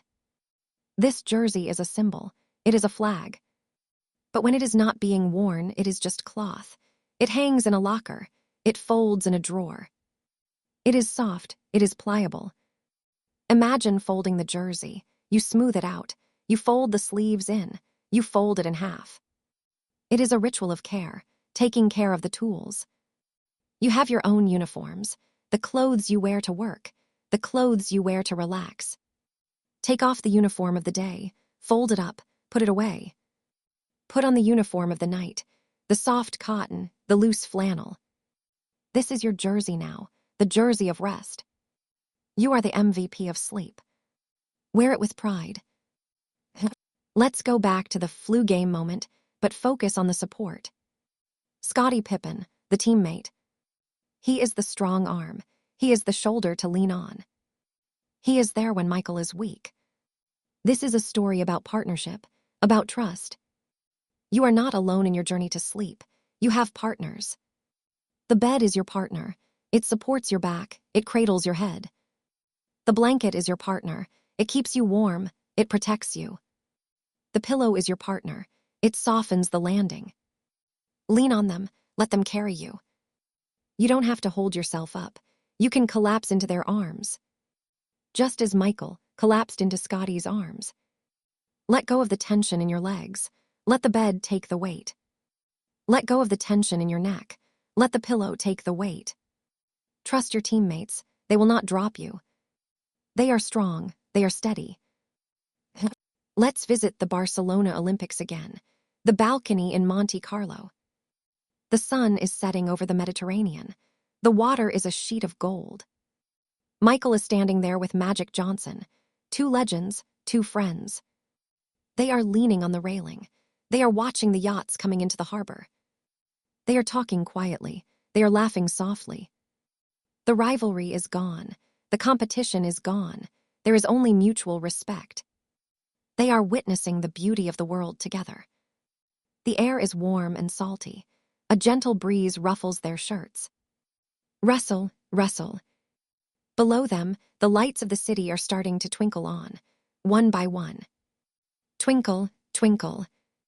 It is a magical time, the blue hour, the time between day and night. The world is holding its breath. Hold your breath for a moment, just a gentle pause. And then release. Let the air flow out. Let the day flow out. You are on that balcony. You are watching the sunset. You are at peace with your rivals. You are at peace with yourself. Everything is golden. Everything is calm. Let's go to the sound of the scissors, the cutting of the net. When a championship is won, there is a tradition. The players cut down the net. They climb a ladder. They use a pair of scissors. Snip, snip, snip. They cut one loop at a time. It is a ceremony, a dismantling of the goal. The season is over. The goal has been met. The net is no longer needed. Michael climbs the ladder. He cuts the last loop. Snip. The net falls into his hand. He waves it to the crowd. It is a trophy, a souvenir. But think about the sound of the snipping. It is a sound of closure, a sound of finishing. You can cut the net on your day. Climb the ladder of your mind. Take the scissors. Cut the loops of worry. Cut the loops of what if. Snip. Snip. Snip. The net falls away. The rim is bare. The day is done. You have won. You have made it to the end. Celebrate the closure. Wave the net. And then climb down. Step off the ladder. Step onto the solid ground of sleep. Let's go to the Jordan Dome again, the inflatable gym. Think about the structure itself. It is held up by air. Giant fans blow air into the structure to keep it inflated. Whirr. A constant, low-pressure hum. Inside, the air pressure is slightly higher than outside. It feels different. It sounds different. It is a bubble. You are in a bubble of sleep. Your room is pressurized with peace. The fans of relaxation are blowing gently. Whirr. They are keeping the walls of the world away. Nothing can collapse your bubble. It is strong. It is resilient. You are floating inside it. Bounce gently on the floor of the bubble. Up and down. Up and down. Weightless. Carefree. Let's return to the concept of gravity. Michael defied gravity. He hung in the air longer than seemed possible. But gravity always wins. He always came down. Gravity is the law of the earth. It is the force that grounds us. It is the force that pulls us into bed. Feel the pull of gravity now. It is not a heavy hand. It is a gentle embrace. It is Mother Earth hugging you. Come here, she says. Rest here. I will hold you. Don't fight the gravity. Don't try to jump.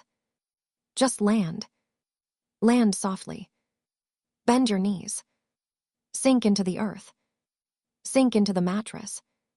Let the gravity pull your eyelids down. Let it pull the corners of your mouth into a soft, neutral expression. Let it pull your shoulders down away from your ears. Surrender to the pull. It is the most natural thing in the world. Let's think about the father's car, the car Michael slept in as a boy. Sometimes, after a long baseball game, he would fall asleep in the backseat of his father's car. The car is moving through the night. The tires are humming.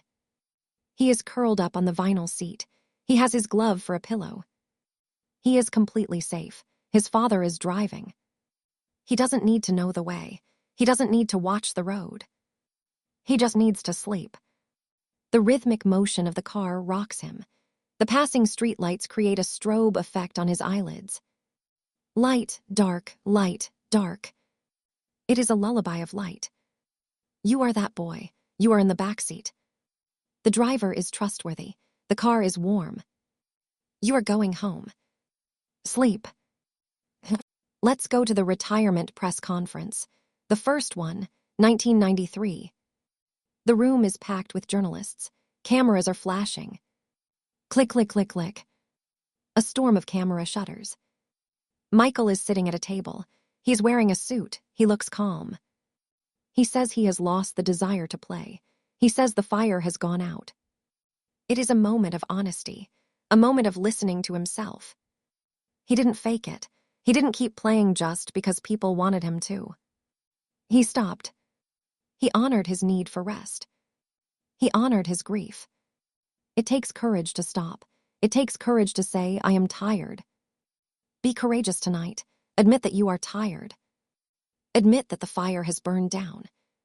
Tell the world or just yourself, I am retiring for the night. I have lost the desire to be awake. Turn off the cameras. Leave the press conference. Walk out the back door. Into the quiet hallway. Into the silence. Let's go to the Space Jam set again. The green screen. The green screen is a blank canvas. It can be anything. In the movie, it became a cartoon world. Looney Tunes, Bugs Bunny. But in reality, it is just a green wall. A calming, neutral green. Imagine painting your room with that green. A soft, mossy green. It is the color of nature, the color of forests. Stare at the green wall in your mind. It is soothing to the eyes. It is restful. Project your own movie onto the green screen. A movie of a slow-moving river. A movie of clouds drifting by. A movie of a sleeping cat. Watch the movie. Let the images wash over you. They are soft. They are blurry. They are dream images.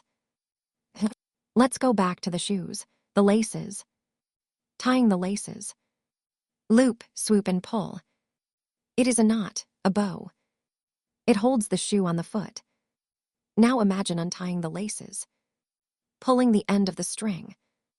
The knot dissolves. The tension releases. The shoe opens up. The foot slides out. Ah, the relief. Untie the knots in your mind. Find the tension. Find the worry. Pull the string. Watch it unravel. Watch it fall away. Your mind is a foot that has been in a tight shoe all day. Let it breathe. Let it expand. Wiggle your mental toes. Feel the air. Feel the freedom. Let's go to the trophy case, the reflection. The trophies are made of gold and silver. They are polished to a high shine. They reflect the room. They reflect the light. Imagine looking into the curved surface of a trophy. Your reflection is distorted. It is stretched and wide. It is a funhouse mirror. It makes you smile. But look past the reflection. Look at the stillness of the metal. It is cold. It is solid. It is unchanging. It sits there, year after year. Be like the trophy. Sit still. Shine quietly. You don't need to do anything to be valuable. You are gold. You are already a champion. Just sit there and glow. Let's go to the I'm back facts. 2 words on a piece of white paper. I'm back. It was a whisper that became a roar. But tonight, let's reverse it. Send a fax to your brain. 2 words. I'm gone. I'm sleeping. I'm out. Write it on a piece of paper in your mind. Watch the paper slide into the fax machine. ZZZZZZZT. Watch it come out the other side. The message is sent. The office is closed. You are gone. Gone to the land of dreams. Let's visit the baseball glove again. Leather, brown, worn. A pocket for the ball. Michael standing in the outfield, smacking his fist into the pocket. Thwack, swack. He is shaping the glove. He is making it ready. Your bed is a glove. You are the ball. You fit perfectly into the pocket. The glove closes around you. It holds you tight. It protects you. You are safe in the pocket. The game is paused. The outfield is quiet. The lights are dim. Rest in the glove. Let's return to the image of the shrug. The hands opening, the shoulders lifting. The surrender. Do the shrug in your bed. Lift your shoulders up to your ears. Tighten them. Hold it. And then drop them. Let them fall heavy. Let the tension drain out of your neck. Let it drain out of your arms. Let it drain out of your fingertips. Shrug off the day. Shrug off the expectations. Shrug off the world. You don't know, you don't care. It's just happening. Sleep is just happening. Let's go to the cigar smoke again. Watch it rise. It is gray, it is blue, it is white. It moves like a dancer.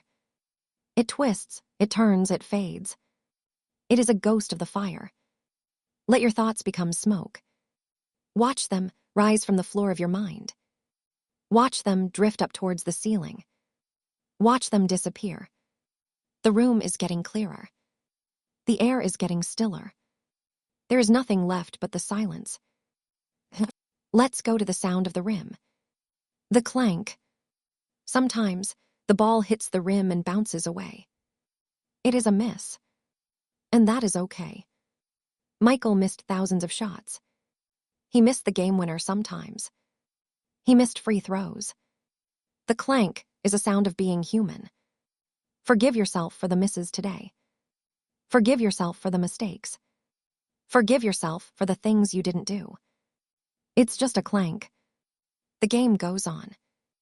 There will be another shot tomorrow. But for now, the ball is on the rack. The rim is still. The silence forgives everything. Let's go to the huddle. The team gathers around, arms around each other, heads bowed. They are whispering, they are planning. They are connected. Imagine a huddle of your guardian angels, or your ancestors, or your dreams. They are gathered around your bed. They have their arms around you. They are whispering, "We got you, we are watching over you. Sleep well. We will take the night shift." Feel the warmth of the huddle. Feel the protection. You can let go now, they have the watch. Let's return to the water, the hydration. The water cooler, the bubbles rising in the tank. Bloop, bloop. The water is clear and cool. Imagine drinking a glass of cool water. It flows down your throat, it cools your chest, it settles in your stomach. It hydrates every cell. It makes you pliable, it makes you soft. Dry wood snaps, wet wood bends. Be like the wet wood, bend, flex, relax. Don't be brittle. Let the sleep hydrate you. Let it soak in. Let's go to the ice. The ice pack on the knee. Michael sits in the locker room. He has bags of ice wrapped around his knees. He is icing the joints. It is a cold, numbing sensation. It takes away the heat. It takes away the pain. Imagine an ice pack on your forehead. Cool, heavy, soothing. It numbs the thinking. It freezes the thoughts. The brain cools down. The processing slows down. The computer fan stops whirring. Silence. Coolness. Peace. Let's go to the net again. The nylon, the knots. We talked about the sound of the swish. But think about the shadow of the net on the floor. The light shines through the net. It casts a diamond pattern on the wood. The shadow sways. Sway, sway. It is a hypnotic pattern. Watch the shadow on the floor of your mind. Back and forth. Back and forth. Like a pendulum. Counting down the time. Tick, tock. Tick, tock. You are getting sleepy. You are getting heavy. Let's return to the walk. Michael walking up the court, slowly. He is not running. He is conserving energy. He has his hands on his hips. He is breathing deep. He is watching the floor. Step, step, step. Walk with him. Walk slowly. There is no rush. The clock is stopped. You are walking towards a bench. The bench is covered in soft towels. You sit down. You lean back. You close your eyes. The game continues around you, but you are resting. You are a spectator now. Watch the dreams play out on the court. But you don't have to play. Just watch. Just rest. Let's go to the fadeaway. The jump shot, falling backwards. Creating space.